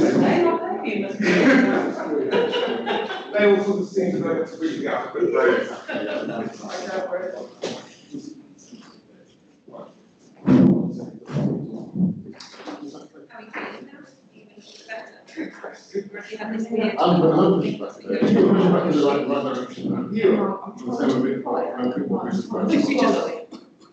I'm trying to swallow the topic.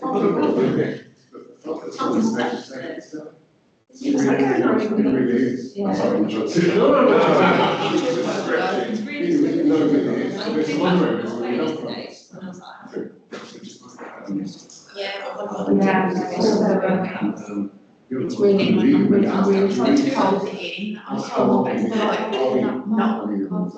not really core and carry it on, but as then it's supposed to go on a little bit beforehand, it's the heavens don't go past it, go don't turn into Some colleagues like in metropolitan areas. Ring your mum. Yeah, it could be a common place like that.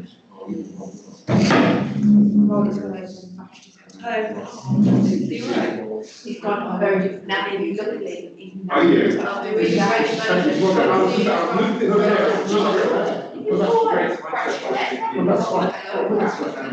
In Wales, like they're looking to get so much. What do you do there? So we know you're doing that. That's where because then 10 years ago, you know what I mean? Whereas you might think actually we're doing that more, which is good, actually.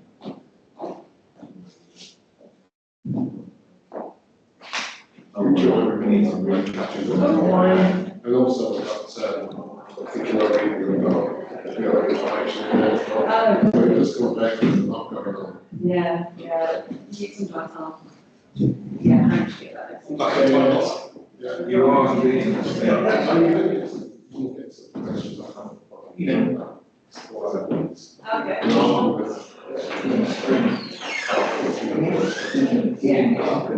Yeah.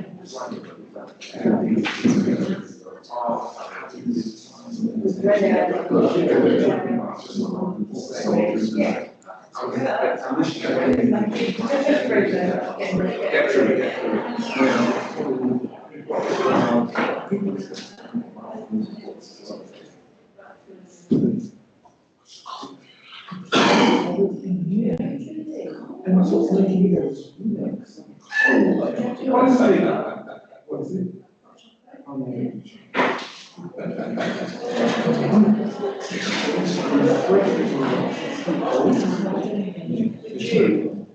June is closed. Is the probably we switched to that now.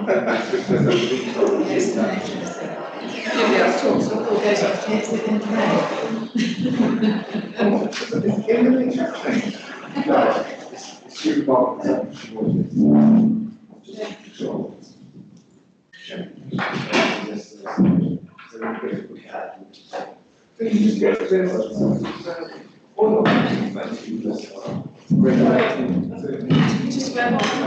Just put stops on.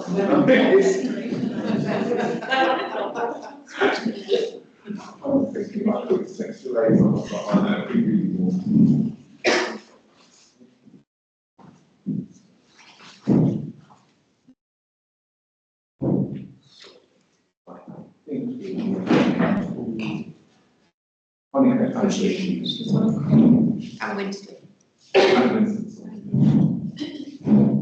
And governors. Just a few, sorry, Phil.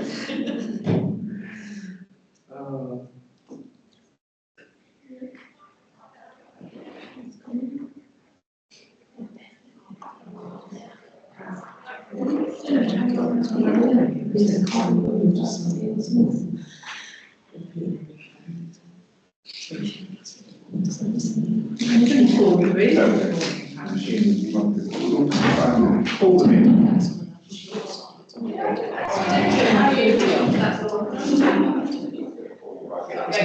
told Hannah.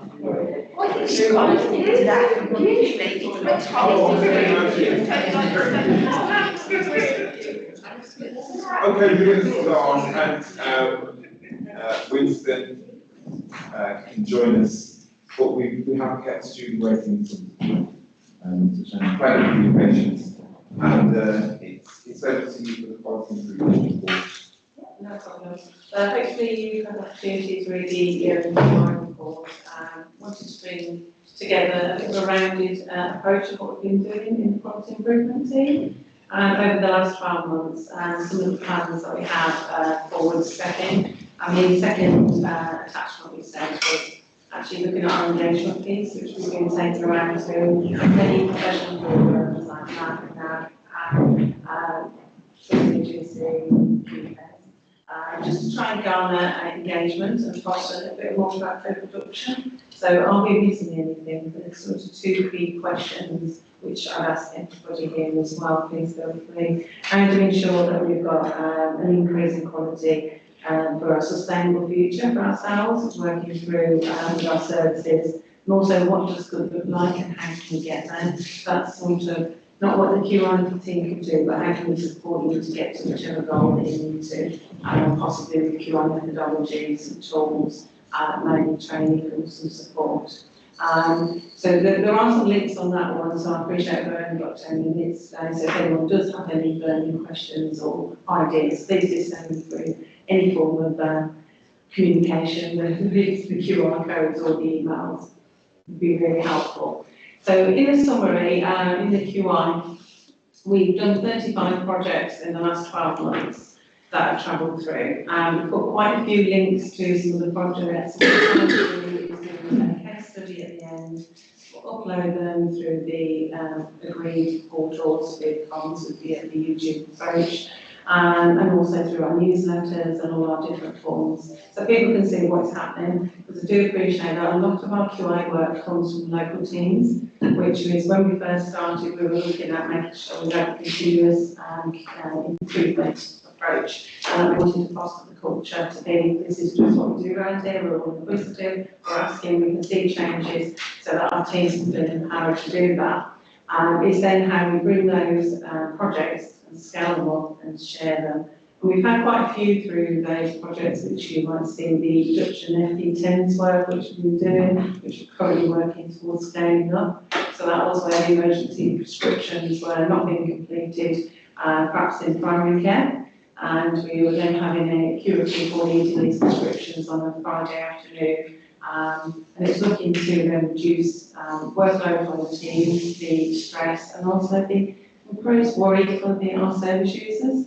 We aimed for 14%, and I think we ended for 67% reduction. And so then it's looking how can we galvanise that, because what's happened here, there'll be some improvements in the CMHTs. Some of our DNA rates for some of our services in our home treatment team. So I think it's the Sutton team had a look at what was actually the key factors why our service users weren't coming in, and they were really granular, very small ideas. And I think traditionally people go for the high level, this is what it is, and let's just change that. Actually, it wasn't. We needed to dig right underneath the service area, we needed to engage our service users, make sure they were part of our projects. Actually then, well, we now know that, so let's replicate that. So yeah, there's just a couple of examples. We have quite a lot of pastoral projects, so the international medical teams joined us, making sure that they've been engaged, that they're feeling very positive. Actually, because when they first started, the experience perhaps wasn't as positive. Absolutely glowing now, we've seen such big changes. The team involved are writing their own dissertations and sending those up for change options and showing that externally. So really just wanted to give you a bit of a flavour. There's been quite a lot of support that we've been giving people, attending things like the AHP conferences. So they're having an amazing way day with some of our specialties in the recent years. S2R had a nice event, I think Patrick, you came along to that one. And that's like 7 teams that are looking to do health quality improvement to change the service user and the team's approach. And we use the QI right there. So these are teams that perhaps didn't have as much time to do a full QI project with a full rigor, as you would know that. So we've done some bespoke training, some bespoke QI approach, and absolutely every one of those 7 projects has flourished, and we've seen positive outcomes coming through those. There are so many to talk about, and I appreciate that I'll just be doing no service by overglossing those. We've got 33 projects currently at the moment, already seeded, with probably about another 22 being worked up alongside that. We also have trained, since September 23, just moving between 1,800 scale, heading towards 2,000 members of staff will receive some form of QI training, whether that be the formal courses, the bronze, the silver, or even now we're on induction. That's really helped galvanise, and it's felt like that's where we're getting people coming and saying, we're new to the trust. I've spotted this. I'd like to go away and think about it with my teams, and how can we actually look to make this something different in the future. And then what we're now trying to do is work with our teams to look at the bigger pieces of work. So things that meet the trust strategy, the quadrants that we're looking to uphold. And what we're trying to do is make sure that every project is mapped through in the local CGCs all the way up. So is this a project that can be demonstrating sustainability in whichever thing it may be? That piece of work is being helped along with the dynamic space events, which we've been joining with all the rest of the big continuous improvement teams, like the my colleagues from research, the PMO, and transformation teams. Because what we need to work out is how we all get allocated on our improvement work, how funnels coming through, how can we make that more transparent, that everybody can see this is how we're mapping. That's work in progress, and we are working collaboratively, and certainly QI's got a big part to play in that. And we just need to be able to balance the books with making sure we keep enough for the local projects to galvanise and come through.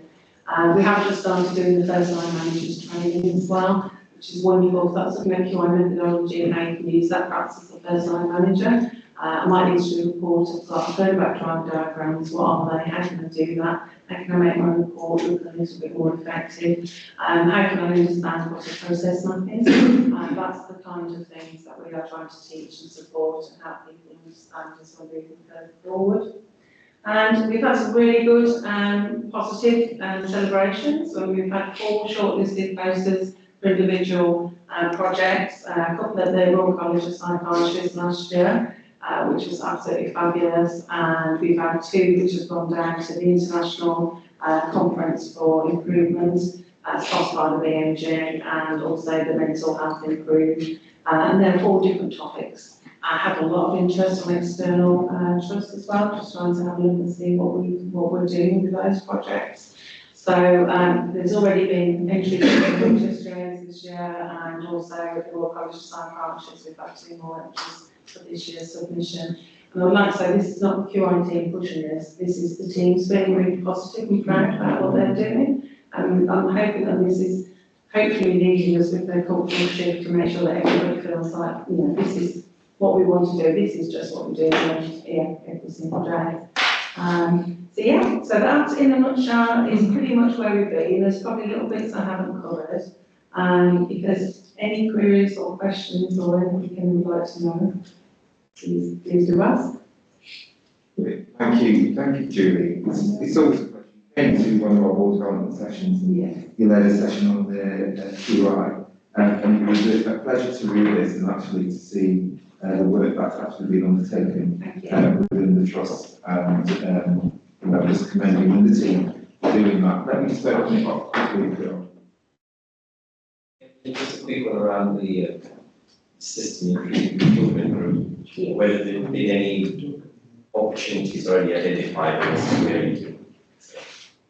The dynamic space event. So you said on the BSO improvement group. Yeah, I mean, we've been meeting about, I'd say regularly, 3 months, and then there's one coming up shortly. So yes, we've been looking at actually what's the difference across the patch and the different providers, how we're approaching with our continuous improvement. We haven't moved over at the moment, but it's been really interesting finding out how their approaches are slightly different to ours, what we can learn from that. There's not enough at the moment for me to randomly say, but yeah, absolutely committed to making sure that we're working collaboratively. Quite a few of our little projects recently have been across the Bristol environment, so we've got some with primary care, we've got some with our vision service and the ICB, which we get involved with, so we're just making those. I think it's like getting confidence in what we do and how we can work together. Thank you both. Yeah, this is great. Julie, thank you for the presentation. It's great to see the culture developing, I suppose, around continuous improvement, which is great. I guess maybe the question for Dave, maybe. It's around governance. In terms of all of the goodness that's going on through QI projects and initiatives, how do we roll up all of the sort of the net benefit into and actually understanding the total impact that it's having around not only delivering better quality services to our patients, but also productivity gains? And that's exactly the reason why we have the dynamic space to do that, and I think that's even saying that. So you've got this thing about it's only as good as what we ask it to do. And the point is we might be short things at it. So a lot of low level stuff, what we're trying to get into is this top down stuff. How do we make sure we focus on those as well? How do we make sure we use and deploy the right resources? Part of that is about the governance, the process of the reporting, the evaluation, etc. So I think we're still on the journey. We're not where we need to be yet. We're wrong before we do that. But there's a lot of interesting guys involved in there, and appetite to actually do this stuff for them. So I think it is good to know that. So it's doing it with the practitioners, understand the difficulties. Yeah, absolutely. We're from a project level, what we're looking to do, and part of this forward thinking, what we'll do in QI for the next 5 years, is to make sure every single project has got the AAA moment of whether it is qualitative or quantitative, have we got a cost saving, and also the heading towards zero net carbon. So how are we being sustainable? How are we developing that green model in every project? That's not necessarily applicable to every project, but we need to consider that in the initial scoping, which some teams do brilliantly, but we're trying to look to make that a bit more standardised, and that might help certainly demonstrate those outcomes together. Go for the last one. Yeah, I was going to say a couple of other things, but just building on that as well, we've had a conversation earlier around health inequalities, and I see you mentioned that in the forward plan as well. It's good that all the conversations around projects all have that health inequalities thing, so how is it going to reduce health? It's a question we always ask when we're doing something, so that'd be really good. Good that it's linking back to the strategy, so again, we're making that sort of board-to-board connection around what we're doing and how we're forward thinking. And also had discussions around our board assurance framework and risks. So we know a lot of the quality improvement, and there's a great upswell in clinical services thanks to you and your team, and how that links and makes those improvements around our risks. But you mentioned the FP10s, and I remember hearing the feedback from that project. That was something that the CQC raised as an issue, our management of that, and then we've got a quality improvement. He's made those huge savings, better outcomes, so therefore that's how we roll it out across the organisation. So I think that was a really good example to use. And finally, just thanks to you, Peter and Julie. Thank you. Yeah, I'll certainly agree with that, but absolutely, that's really kind. And also the other thing which I didn't mention is absolutely linking with PISA and just making sure that obviously everything we do, we work very closely with the patient safety team. So I know we've got actually SJRs at the moment, and we've been brought in from the onset to sort of think, is there a QI approach here? How can we bring any support to make it sustainable and changes that we want to do? Thank you. Thank you, Julie. Thank you for that. It's really pleased. You've put some recommendations there. Most of the recommendations are for the board to note, and actually to note the progress and the work that you've undertaken, and obviously contained within the pack and the reading pack is the year one QI. Many thanks, and please convey. Thank you very much. Thank you. Okay, so we've got R&D research and development and report to Emma, which is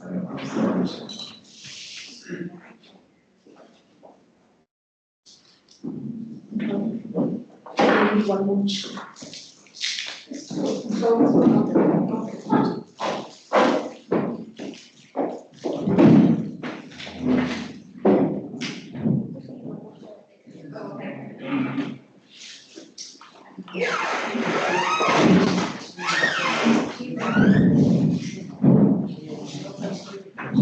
Hi, Emma, Alex.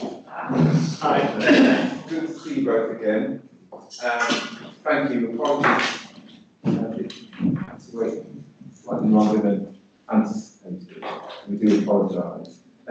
If you can take it up, we've actually read your report and draw our attention to the key selling points that we would like to highlight to the board, and then I can open it up for any questions yourselves. Okay, thank you for inviting us.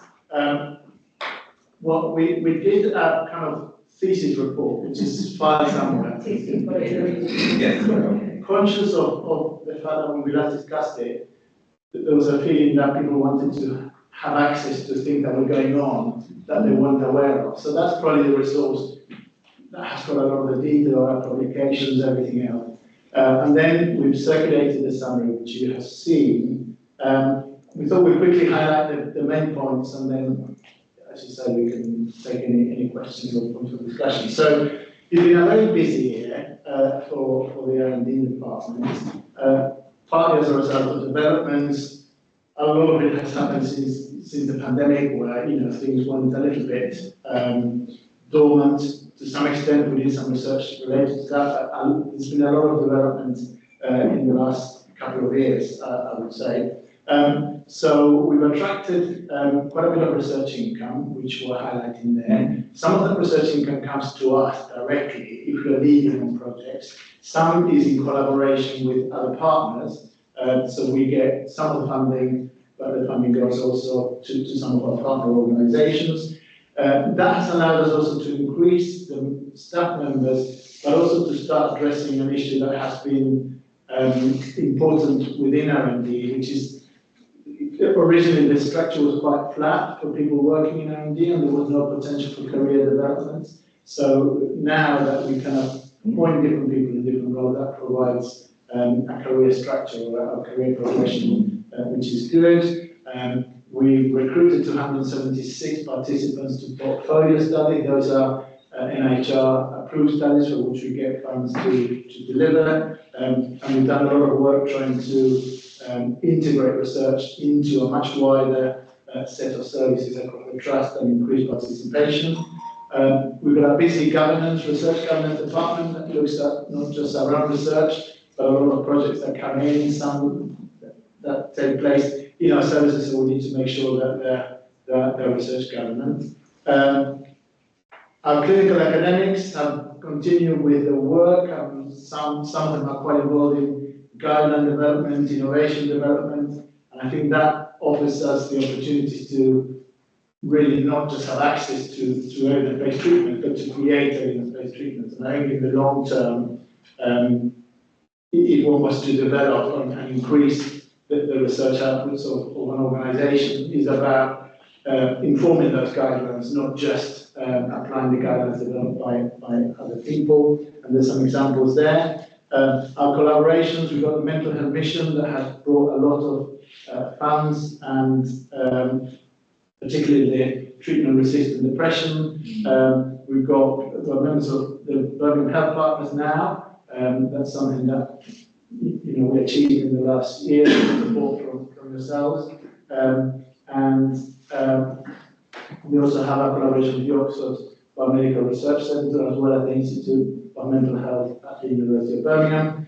We've also, through Emma's done a lot of work, we secured some funding to, as we mentioned before, to buy the transmagnetic stimulation machines that will, in the kind of the procurement process now, and will offer us an intervention that will be unique in NHS in Birmingham, that will be helpful for research, but also helpful for the clinical services. We're focusing on capacity building, as I said, increasing career prospects, but also increasing our investigators, and always one of our aims is to make sure that the potential for people to grow into leading research applications, as well as collaborating in others from some of the other centres around the country. And finally, our lived experience group has been quite active, and I think you've had experiences of working with them, and it's really a great development for the trust, consistent, very committed group of service users, lots of views and inputs into the research project, and it's quite well established, and it can help at all stages of the research process. So there's a detailed, again, table with a lot of more detail what we want to do. But I mean, I was trying to think of some of the key next year, consolidate and strengthen our partnerships with all the organizations that we've developed, drug collaborations, to deliver on the current research projects and initiatives, because it's good to get the money, but if you don't deliver, then that doesn't last. So, you know, if we get a big grant, then we need to deliver on the, you know, outcomes of that particular project, and to continue to work to increase involvement and participation across the trust, and get more principal investigators and service users involved. So does that?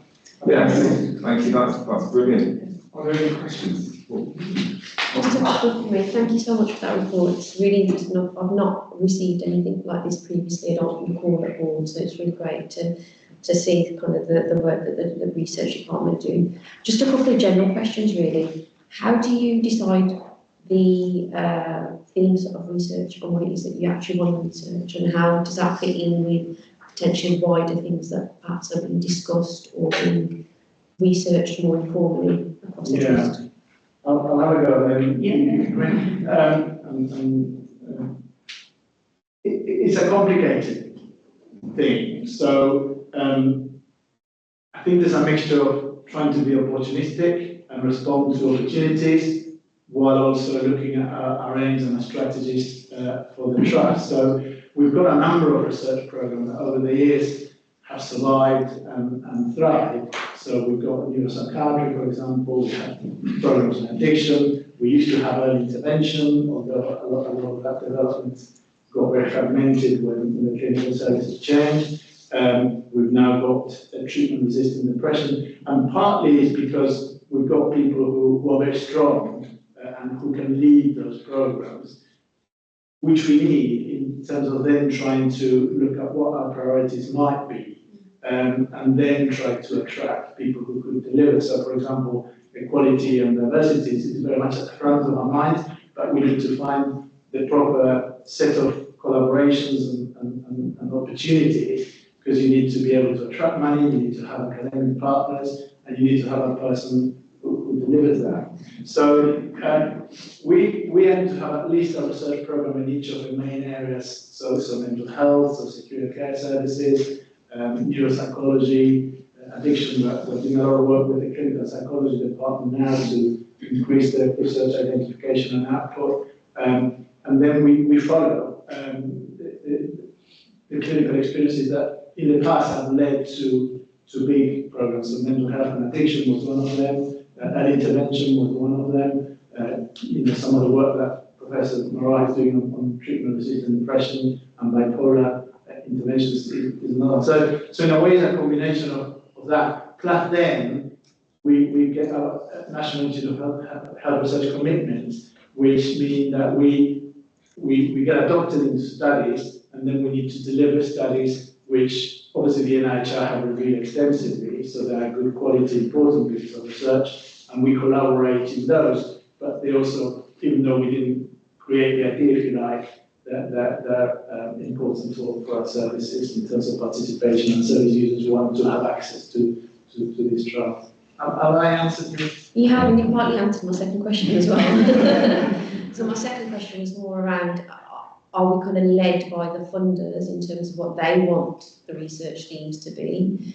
Because obviously they're going to have their own kind of boundaries and expectations, or do you feel that a lot of the work your department does is actually more related to what we need to do or want to do as a trust. Yeah, again, it's, the funders, lead, but usually the funders are influenced by the senior academics, if you like, or people in some area, and what's going on. So, so the funding streams, it's unlikely that they're not going to have relevance to our services, but we might also, through some of our work, lead in that process, so that we can influence, particularly with the advent of the NIHR. Before NIHR was much harder, but you could influence so that funding might come in streams that are linked to some of our key priorities. But sometimes you have to do things that maybe you haven't necessarily thought about, but You might have themed calls. Yes. So you might have a themed call on mood disorders, so anything in that spectrum, you could then apply and adapt your work.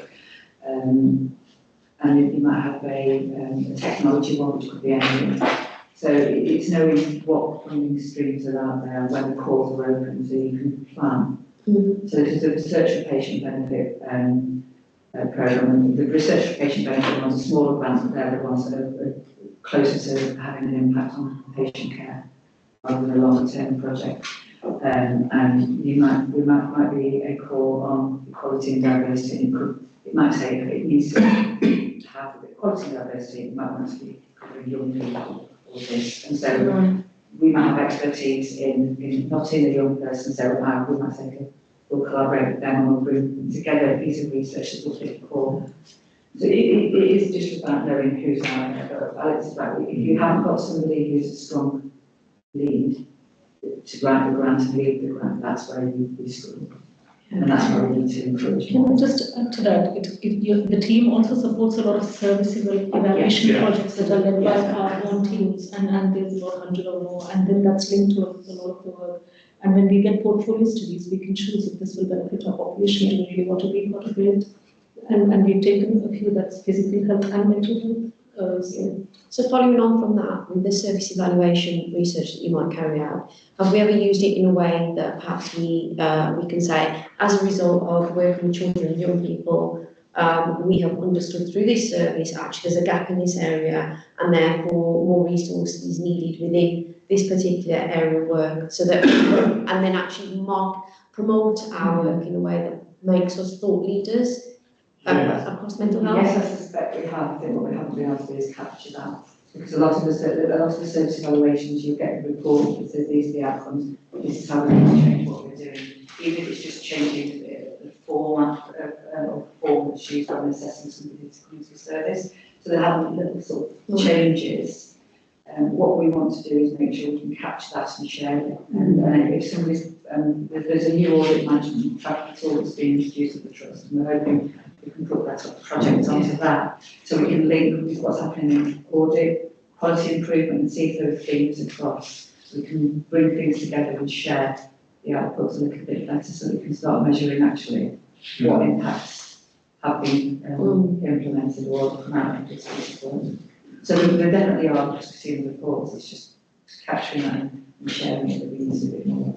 Definitely, I think that would be really good to actually do that, to share the impact of the work that's been undertaken. I won't take any more questions, but just say a huge thank you. We're super excited about what the future lies and the potential for even further research to be undertaken, and also for you guys to attract that funding for you to do even more work. And so that impact lies in one of our strategic objectives of being the lead in mental health. And also what it actually does is it attracts high profile consultants that want to come and work within our trust because of the work that we're doing and undertaking in research. So I am, as you can hear, a huge advocate for the work that we're doing in related to research and development. So once again, thank you very much for coming along and presenting this. I know I've known many weeks ago. So it's good to see you today. Thanks, Brian. Thank you.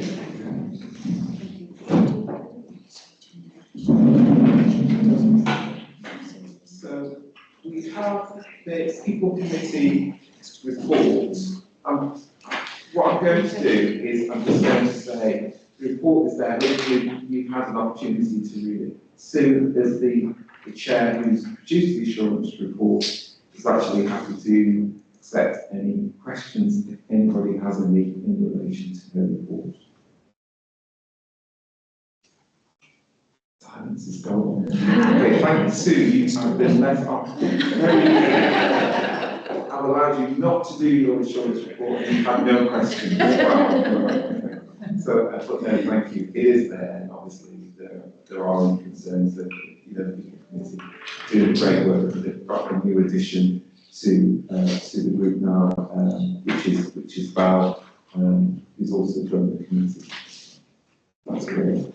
So, if we can bring in Cheyenne.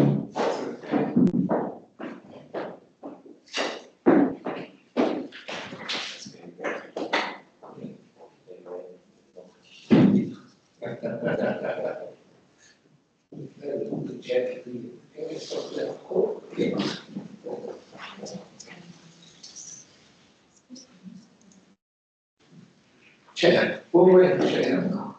There's a very close link to philanthropy and research, and I think there's an opportunity to join the dots.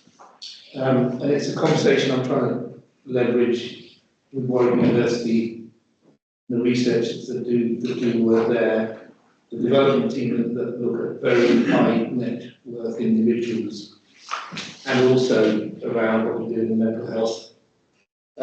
So there's it's like I say, yeah, there's more conversation that we can have there that can really try and bring all those elements together. Oh, we've got really fantastic relationships with all of the institutes that we work with. And how do we utilise those and everything? We're not in that place.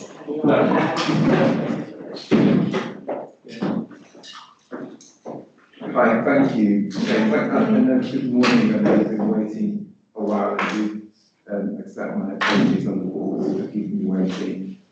Please accept that we have read your report, honestly. All three of them. And so if you want to draw our attention to some of the key points Thank you. So in terms of the three reports that I'm presenting today, so we have the backdated quarter 3, quarter 4 and the annual report from last year.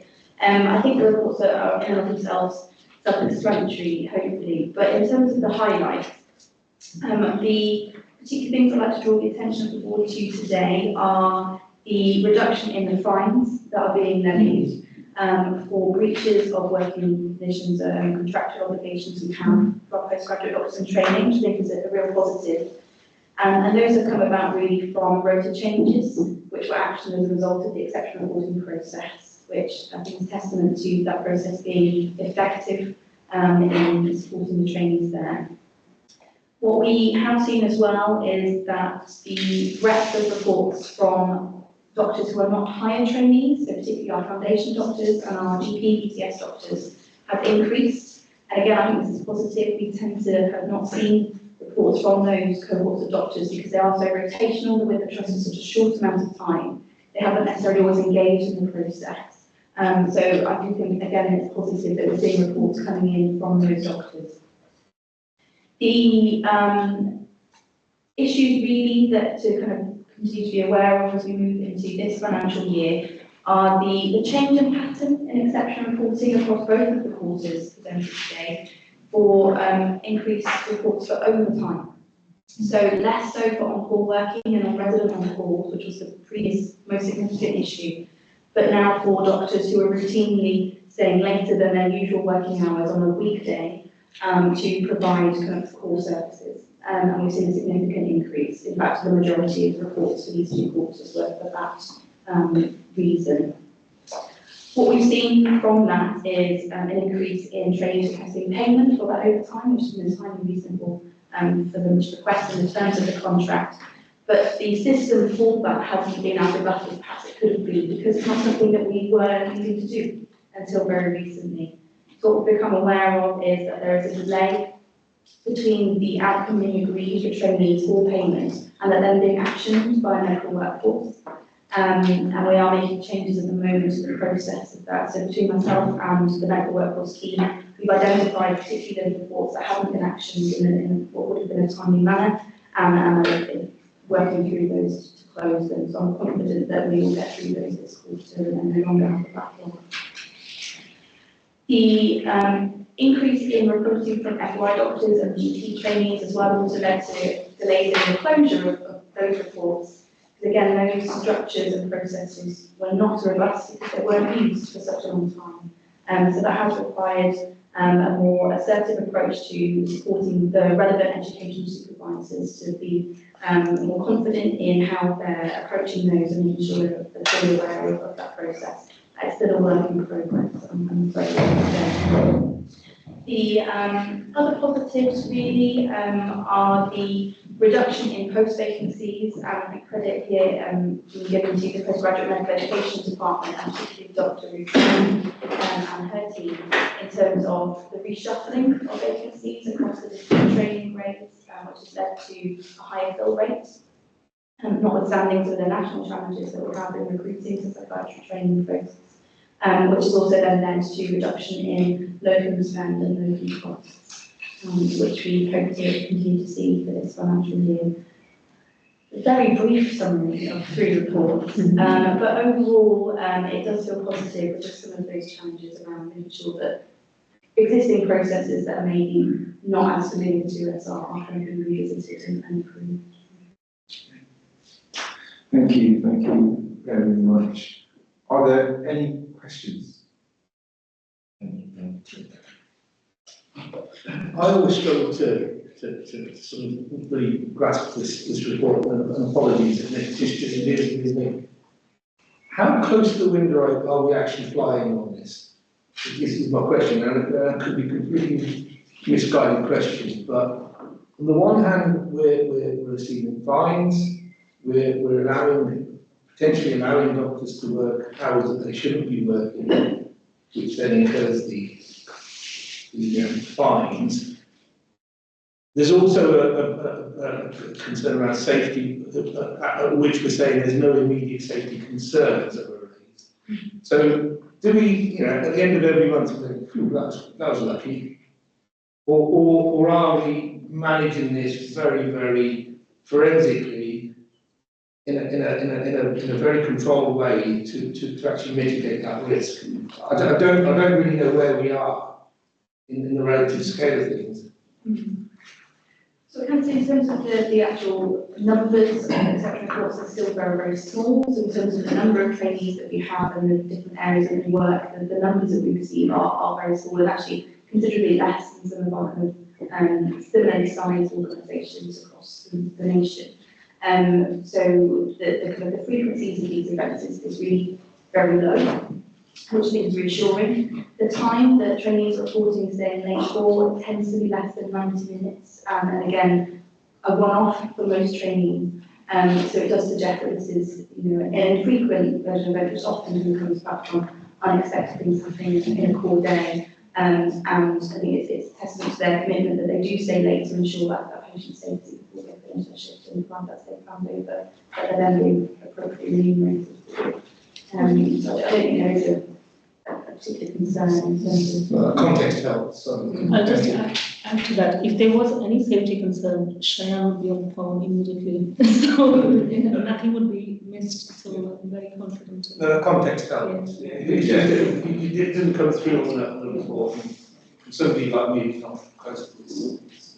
The only thing that I wanted to raise was during 23-24, the vacant shifts were really high, and also the rota gaps as well, significantly high. What was the main reason for that? So they were high. That said, they were significantly less than the previous financial year. So there is significant improvement, a reduction of almost 10%.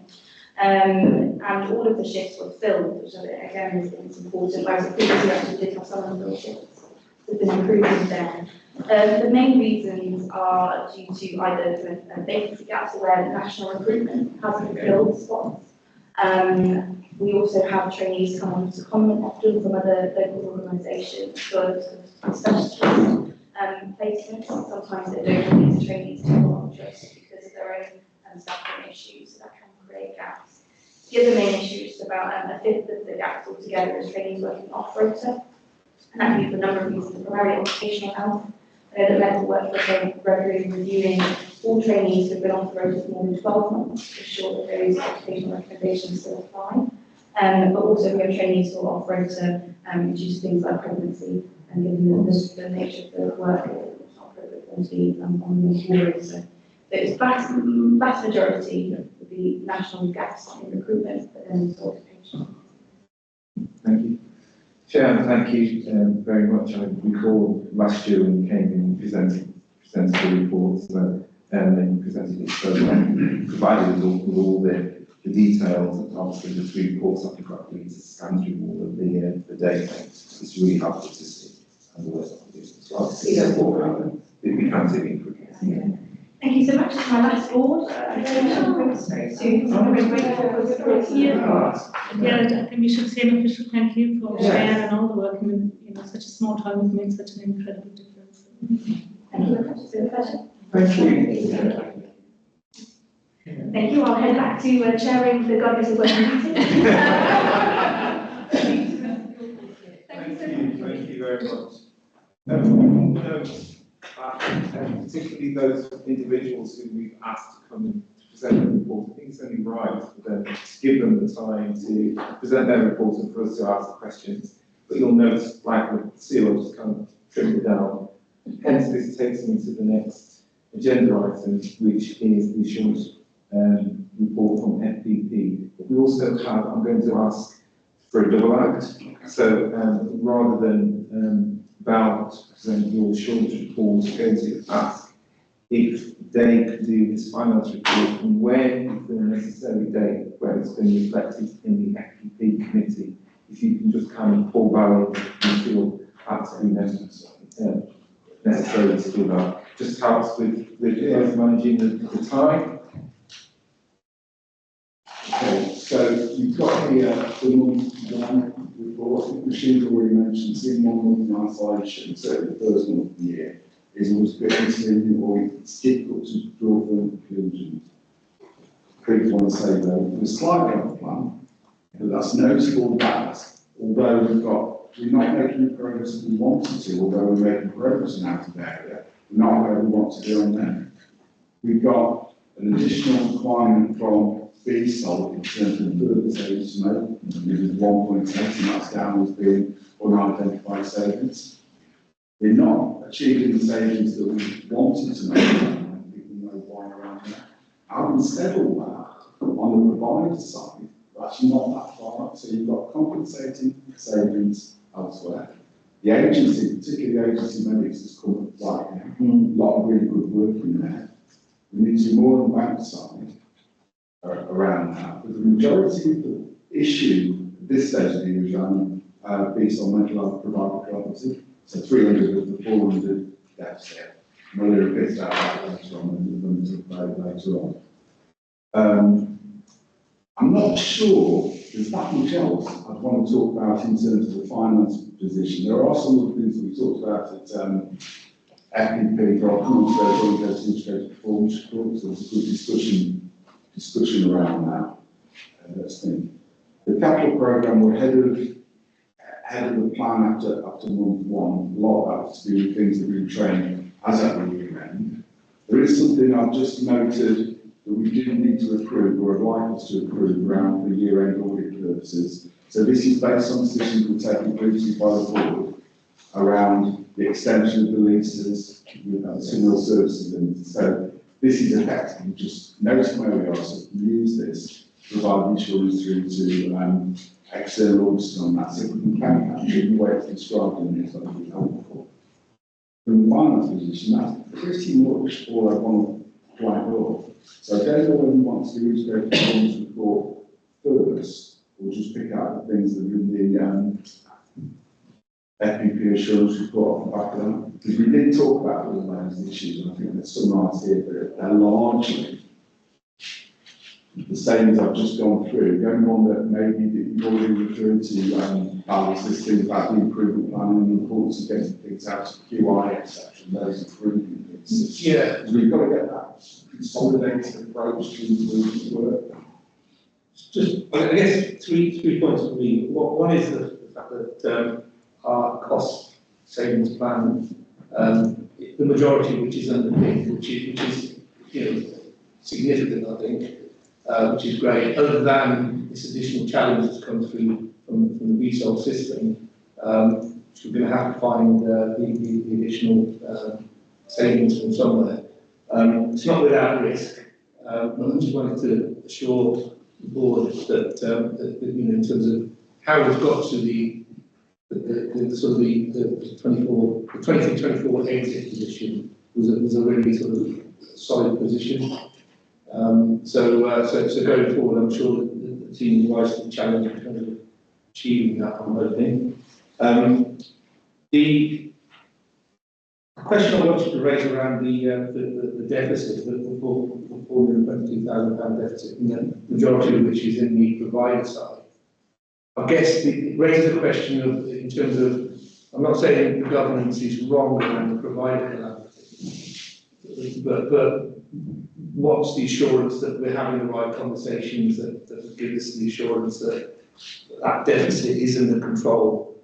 And maybe it's a question here or whether it's one for this afternoon, I'm not sure. But it's a probably yes, but we've agreed a governance structure which is all done in good intent, but maybe it's time for a review of that perhaps, I don't know.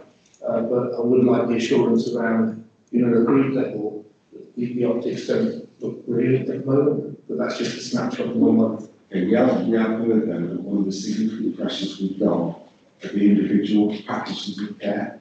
There's a significant, relatively few number that are significant.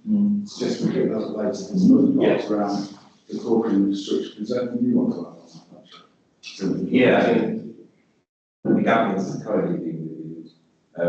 We do have a subgroup that focuses specifically on finance.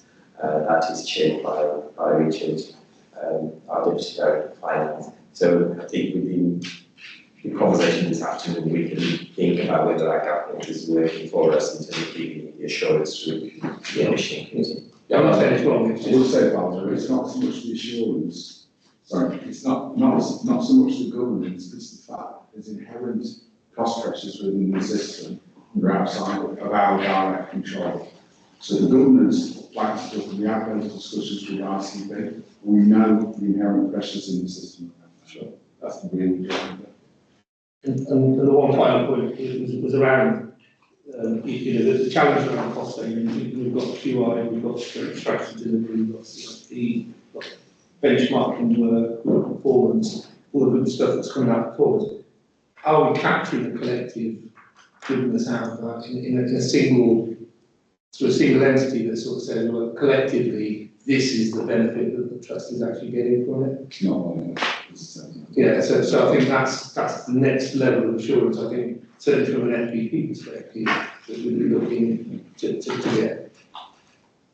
But I think it's also just important to recognise, having said everything I've said, we've still delivered 600,000 in a month, which is 7 million per year. So that's significant anyway. It's the scale of the challenge we've got both as a system and as a trust that's the real issue. And I think you're right, but I think that pressure isn't going to go away. And we've always said that if we don't deliver this year, then all that does just pushes the pressure onto future years, and I don't think we can sort of keep snowballing that. Unfortunately, we've already got a significant challenge here around that finances, which we knew that even before entering into this financial year. I'm concerned about the 1.10 million unidentified savings and what are the plans around that, because if you tag that on to what the current run rate look like as well, and then we've got this challenge that is unidentified, presents a significant risk for us. There is discussion plan with the executive on, we need to go through that. So we went through this with the various ADs, etc. at the Sustainability Board about a week or so ago. And we just need to work through what we do. So which ones that we do by asking individual areas to come up with a target across the piece, which we push more in terms of the other workers, and we do need to have that concerns there. I mean, that's, I think, points are made around the fact that we've got in place perspectives that can points at which we need to consider this. But I just also want to reiterate the point that Carl was making at the beginning, which is we're starting this year having much greater identified savings plans than we've ever had. So actually, the risk at that level is like less than the ordinary insurance plus at this time of year. That's not to say it's not difficult.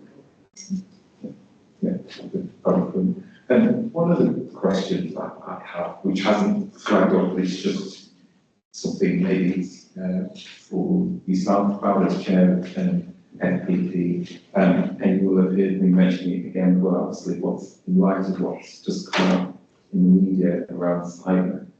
And I just wanted to ask whether the committee feels satisfied that having sort of the digital and infrastructure reports that come to NPP on a quarterly basis is sufficient, and whether the committee is actually feels that the whole sort of digital agenda needs to have a higher profile. I personally feel that, and also particularly around the significant risks of cyber attacking the North London, in the London hospitals in the past sort of 48 hours, but also other UHB, it's on UHB, they had a significant IT blackout for 48 hours, which will have significant impact, because obviously some appointments and operations that need to be cancelled because they obviously won't be able to see patient records and so forth. And I don't know whether we have placed sort of a greater importance around digital, cyber, but I guess is that sufficient enough, because I know that it only goes to FPPs into quarter. We do know that the reports that we have had about our resilience are that we are in a more resilient position than most trusts in the system and most of our counterparts. That doesn't mean that we couldn't do even more if we want to. And I think it's really apparent that we know that some of the cyber issues that happened about 18 months ago, much more prolifically around the NHS, did not hit us for that reason. So that was also a point at which we were giving further assurance around, and now it's been tested, not just we think we can buffer it, it's now been tested. The suggestion of what we do though is we put it on the next FPP agenda, so we can take it from there, and have that discussion. Yeah, and wider in order to avoid. Definitely, and wider to that is just the benefits realisation around AI, and are we, capturing that, and where are we seeing the benefits of that utilisation through the digital exemplar with Carl being the lead between ourselves and Birmingham community.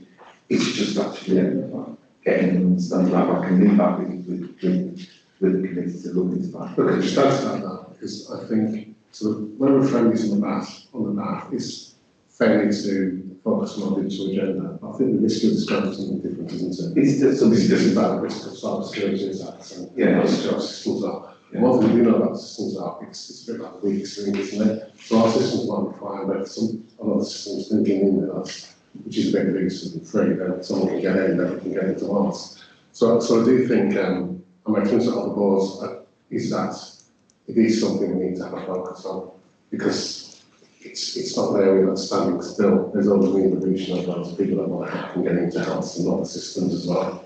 So I think you've got a point there about it's costly. For me, is quarterly frequent enough, or do we need to have a bit more intensive look? Having said that, that could either be at board or below board level. That could be an executive function, for example, when it starts really drawn down and everywhere in this management group looks at it. But I just feel a bit uncomfortable about this area, to be honest with you. I think it's risky. If I may, in our agenda setting conversations with David, I have tested the fact that this needs to be reviewed more often, as is states and the green agenda, just in terms of the significance of the role that they have to play in terms of driving cost opportunities, if anything. But there are two strands that we're talking about from the leadership perspective. One is about keeping the trust safe and resilient, and the other is about how digital can support opportunities and productivity and cost saving, etc. And deliver better safe. So I'm not suggesting this because we're smaller, but some trusts are considering having their own sort of digital infrastructure subcommittee because of the importance of the advancements of technology and how we can utilise them. I think one of the things that we need to be aware that we in recent weeks agreed to the fact that we're going to put in place a joint for, and actually one of the things that I think most organisations feel strongly about that we could do better together is this agenda. So I think this isn't just about our experience, it's not just about what we're doing digitally to enhance how we provide services and to create better productivity.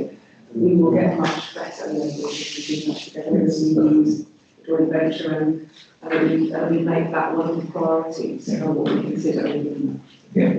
And if I may just one final thing, Chair, we do need to pick our battles very carefully.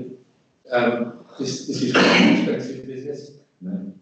So unless we've got cash then to support some of the things that might support the art of possible, which could be just limited by your own imagination. But so you've got to balance that with the investment. Very much includes also the benefit realisation question. Yeah. Considered as well. Thank you everybody. You okay?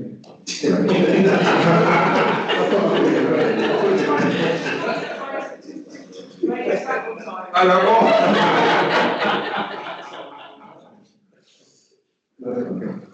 just thought it was really important, given what's going on currently in the media, that as a board, we've actually raised that concern and we've noted that, and we can give some assurance to the public and our colleagues that we've got our systems robust and great. No, it's too late.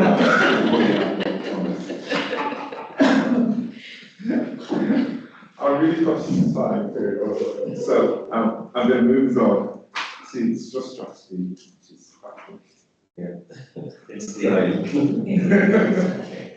So I'll take it straight, just quite a lot in here. First of all, I think thanks to Louise who's working in our strategy team and business development for the work that they've done so far. So the purpose of this report is to give you an update on delivery of our goals for 23-24 and assurance. This was the third year of delivery of our 5-year strategy, and also seeking approval of our strategic goals for 24-25. And essentially, we have taken learning from last year, to really focusing on outcomes and impact. So the board will be aware that each year we set goals that underpin our strategic priorities, and the annual goals we have quarterly milestones which are then reported into the committees and also they're reported biannually to the board. So I am pleased to report that 90% of our level 1 priority goals for last year were either rated as green or amber. So amber, they actually met all with very moderate issues. The paper also outlines 4 goals that were rated as red, and does outline the work that we're doing with those 4 goals in terms of progressing them or monitoring them. And in terms of setting the goal for 2025, as I say, we've taken some learning from our processes from last year, making sure that we're really outcome focused and also understanding impact and measurable actions. We've also embedded our improvement methodologies within the organisation and the way we design the goals. And you'll see in the paper that last year we had 97 goals and this year we have 35. So good to see all the work that's been done by the different committees as well. So these goals have been through the committees for assurance and approval, and they're now coming to the board for approval. This will be the 4th year of delivery of our strategy. You'll be aware that we're doing the work on developing the system strategy this year, which will then enable us to think about our provider side of strategy in next year, which will be our 4th year, even though we're a 5-year strategy. So that's what I would highlight. Happy to take questions. Any questions? Really question, comment on the question. The comment is that I think there's a lot in this report. You're smiling over there. I think there's a lot in this report for the organisation to be proud about, to be honest, because it sets out a lot of the achievements that we've made this year. And I do think back to around 3 years ago when we joined the trust, and we didn't have sort of clarity about what the business plan arrangements would be or objectives now we're doing. And this is much better, much clearer, much more transparent in what we're doing. The question comes down to the 4 areas that was the 4 red areas that you made reference to, because they are really big, significant areas. I guess we need to just focus on what would it take to make those improve. So I think one relates to wage side, is there? The one relates to health and equalities. There's 2 I can't remember. But I can't find that quite very important. So it's about what focus we're going to put to it, and what resource. Is it a resource thing, or is it a cultural thing, or is it a process thing that we need to do? Yeah, so I think sort of, so we have one for people around how we focus on career progression and equal opportunities, and the other ones around inequalities. We have sort of discussed some of the issues early on in the meeting, but certainly for some of the work is how we really define what the goal is. So an example, what you can see in here around career progressions and support for colleagues from Black, Asian and minority ethnic. We've been a bit more specific in the goals this year, where we know that we've got some specific hotspots in forensic and acute and aging care. So being a bit more specific around the goals, rather than just being very, very generic, where we're not able to really articulate the impact. So that's some of the work that we've done, just as an example. But I think in terms of the side provision, we've had several conversations here around what's the best way of progressing some of that. We've had the staff story from the side. I think that's something for the board to continue to consider. So it's kind of a combination, isn't it? Resources, cultural and process. Yeah. Thank you. I'd like to congratulate Abby and the team on the work that they've done on the strategy. It's absolutely, it's great. From the time that I first came to Trust, we started doing this strategy on group strategy. Is that right? Absolutely fantastic. I guess one thing for me, I am a visual person. It would be great. I don't know how this, should this, but just to have some kind of chart that actually shows our achievements of the objectives which we're hitting, and whether we're close to that, where we are on that target of reaching where we want to be. That would be visually good to see. Almost like a barometer. Almost like a barometer over the 5 years, and this is where we are midway point.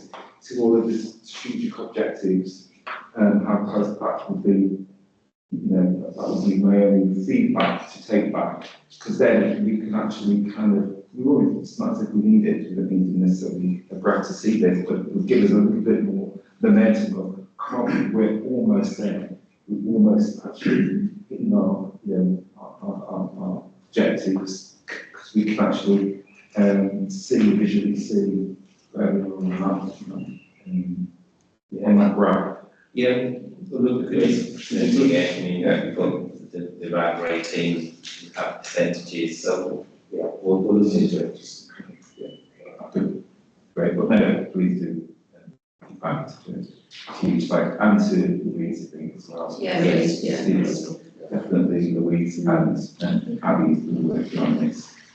Great, okay, I'm going to move on to the IPR, the Integrated Performance Report. So again, I'll pull in one out as a approach on So there's a number of things in here, including a new set of metrics. So you've got on the summary at the front, a range of new things coming in, all of which we've collected the data and we're getting that in. So it will be included in the Integrated Performance Report going forward. Some, because it's only just been monitored, it's apparent we're not where we want to be. We followed our discussion this morning about one of the ones around talking tokens. So it's slightly different than what we've been asked before around it. You've got the information in there. But we're in a good position in terms of being able to deliver the information around it, and then we'll monitor the performance.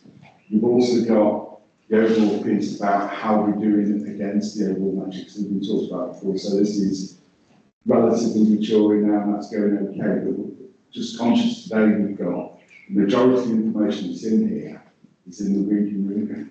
So we just need to make sure we've got the right answer. Actually, is the commentary here sufficient? And I think I'll answer need to have that discussion. So does it cover what you need to be in there? There's a debate to be had about how much detail we need to get into. I think there was also, one other thing I wanted to get into. I don't know where it was. Oh yeah, the deep dives that we have in the performance delivery group are working really, really well. So we started on the day with the Q2 urgent care that was particularly good because the services really get it now. They go through it in a really structured way.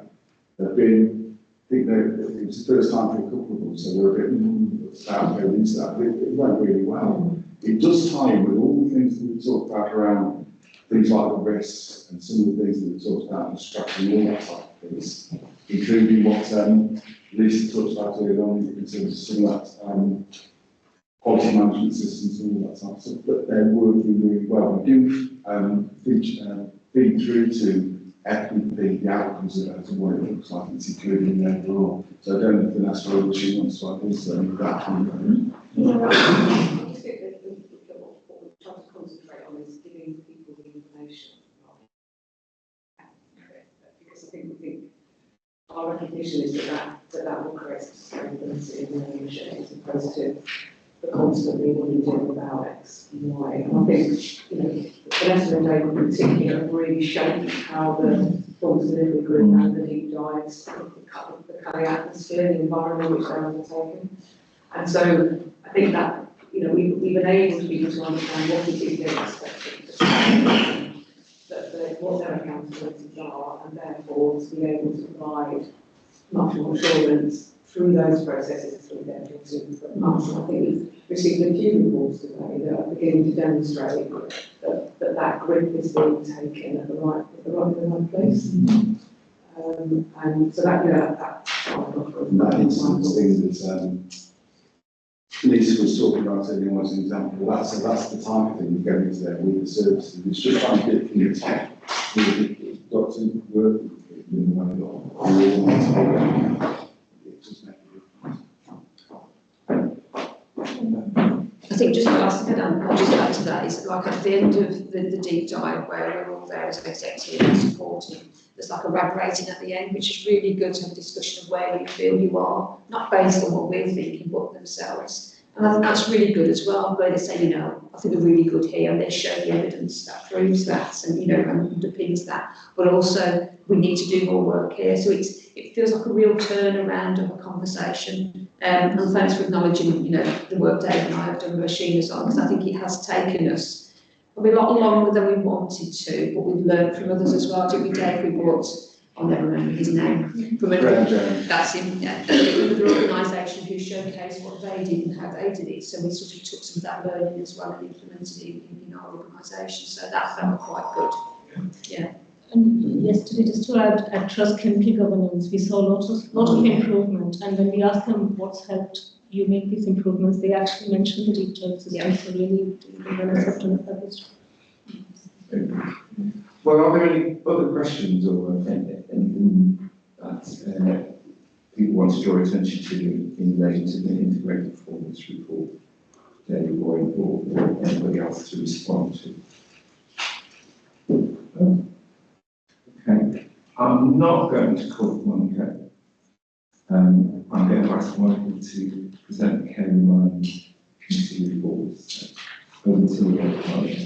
Thank you, Chair. Firstly, just to highlight that the title on the paper is actually incorrect. It's got the key players title rather than Caring Minds, just in case anybody gets confused. I did get confused. I did when I looked at the paper. So just to highlight that. So we are in the right place, just at one time. Just to alert everybody around the table that we have discussed the need for kind of additional resource for the charity itself. Not just additional resource, but also maintaining the resource that we have. Because Helen Tomlin, whose job title has totally escaped me, she's on a 12-month contract, which is due to come to end, I think, within about 6 months' time. So obviously we need to think about retention there, because since she's been involved with the charity, we've been able to do a lot more than we've been able to do previously, obviously with that additional resource. And I'm hoping that colleagues will have seen a lot more promotion of the charity and a lot more activity as a result of that. So that's going to be a kind of a main agenda item for the July meeting. We've also considered a detailed presentation from our investment portfolio managers around the investment portfolio, and we'll be looking at potentially moving that over into a sustainable multi-asset fund. We're still waiting for some further information from them to be able to make that decision. But given that the meetings are held quarterly, we took the view that actually we will do that in between meetings rather than wait for the next committee meetings to take place. I wanted to assure colleagues that there are now robust processes in place which sets, we believe, solid foundations for the charity to be built upon, which gives greater guidance around kind of the eligibility for making applications, the timescales, kind of the processes that individuals need to go through. And we've made it very clear as part of the application process that we expect some evidence or some indication of how the request will actually reduce health inequalities across the trust, either amongst service users and patients or across staff members as well. And just to advise really that there is a now strict criteria for the application process, which we hope will kind of address some of the inconsistencies that perhaps have been taking place in the past. Once that, the actual application form that is still being built, we've got the process, but Louise is actually looking at redesigning the application form itself. Once that's actually happened, there will be some further communication across the trust in terms of what the new process looks like and how people can get engaged. That's great. Well done. Excellent. And also, in the event after the quiz to respond to Caring Minds as well. So thank you for the work that you've been doing on the committee. I'm sure it will have Caring Minds will have a greater exposure, because that's what we want, to have greater exposure, but also for us not just to be sitting on the funds in our account, but actually to be utilising for the benefit of our patients as well, and actually having a clear, robust application process and criteria that people can actually apply to get those funds utilised is absolutely really crucial. I love the fact that in terms of the investment portfolio, and that is so crucial to whoever's managing that on our behalf, that they're investing that money so we can get as much out of it as we possibly can, so that we can do even further work within the trust. So, Chair, I've got a couple of questions really. The first is that, do you acknowledge that there's a need for more investment for people? So how many funds have we, what Mr. Ford isn't clear about is, what's the value of our investment funds that have gone up or down? It's one question. And the other question I've got, which is more an ethical one, is, are we assured that they're not investing in companies such as drug companies, cigarette companies and that sort of thing? Have they given us that assurance? They have given us that assurance, because as a charity we need to make sure that we are investing ethically, so we make sure that that is actually the case. I can't give the exact figures in terms of the investment portfolio funds, but I can advise that they have gone up from what we've invested. We've also had £40,000 donated by a corporate partner who held an event for us down in London. And so at the next meeting we are going to consider how we use that as unrestricted, and whether that may actually help to sustain Helen's post going forwards. If that might be kind of the obvious thing to do with that money at this moment in time. So, great. So that's really good. Excellent. Culture idea. I have a thought of where I think that idea might go. We'll move on to the audit committee. Yeah, I think the report really speaks for itself, to be honest. I'm not really, not long with it. I mean, we just noticed, it's only just the next before, but we're now picking up some areas of the organisation which have got partial insurance or limited insurance. We're just bringing that to the board's attention. I've already had correspondence with the Development Committee of the organisation, which needs to do something about them. So, me personally, we'll pick that up in the normal course of business. And just to alert the board also that because of the number of limited and partial insurance reports that we received during the year, we are very likely to get a more adverse set of internal opinion than we had in previous years. That's not a bad thing, because what it says is these are the areas we need to focus in on, and I'm pretty confident that we will do that in the normal work of the committee and its work with other committees across the organisation. So that's all I was just want to highlight and aware of today. So, I'm happy to take any questions. Thank you. Are there any questions? No question, I think just a good observation around the read across from audit to report, some of the things that I highlighted, just to demonstrate that I think working across committees. Yes, the thinking is so we get an adverse internal audit report and ask to the relevant committee to then see that further assurance, because they can look at it in a bit more detail and a bit more focus, and they've got more expertise around tech. And that's why it's separate, I'll come back to it, and that's why it's important, which will next know. That's why it's important to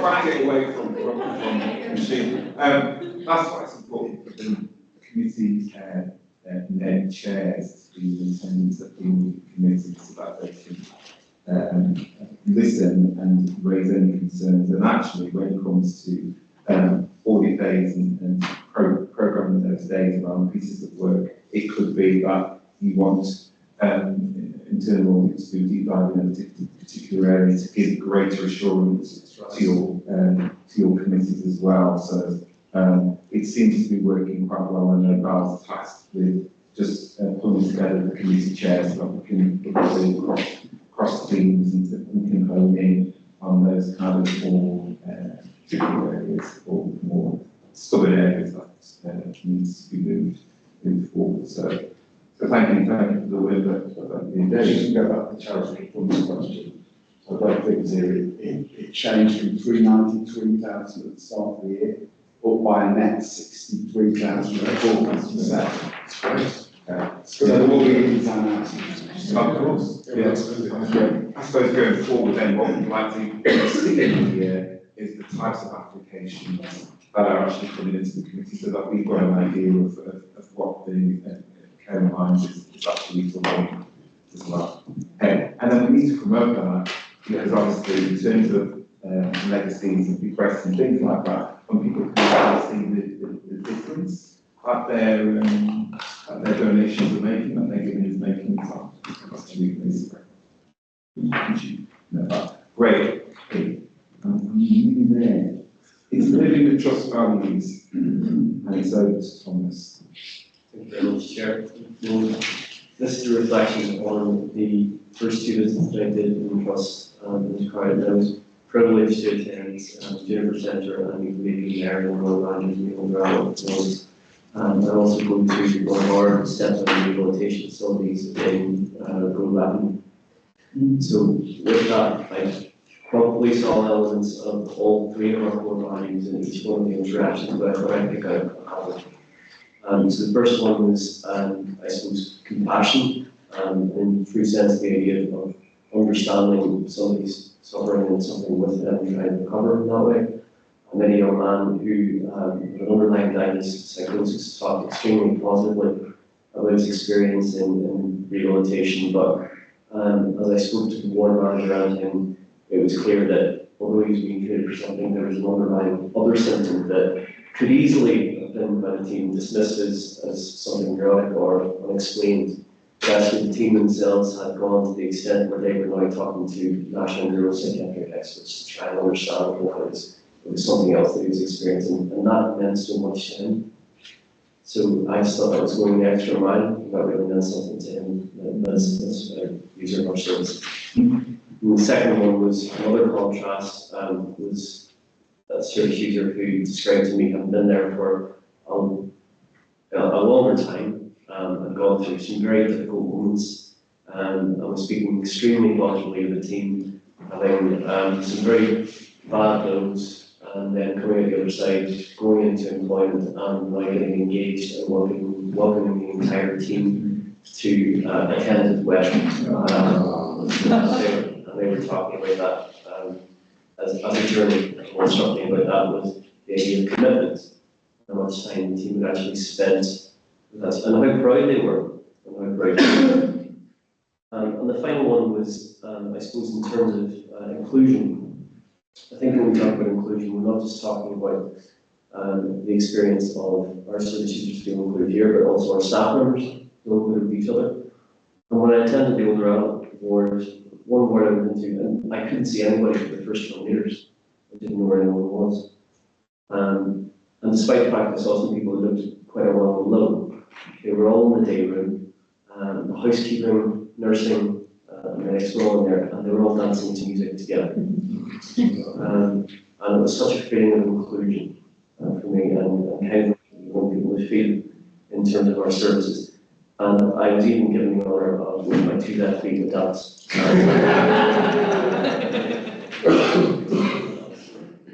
just extend my thanks to welcome me into the environment. It's a very strong reminder to our board members about how important these values are and how they translate into hope, recovery, and positive outcomes. And these are some of the conversations we've had today about how important it is to welcome our new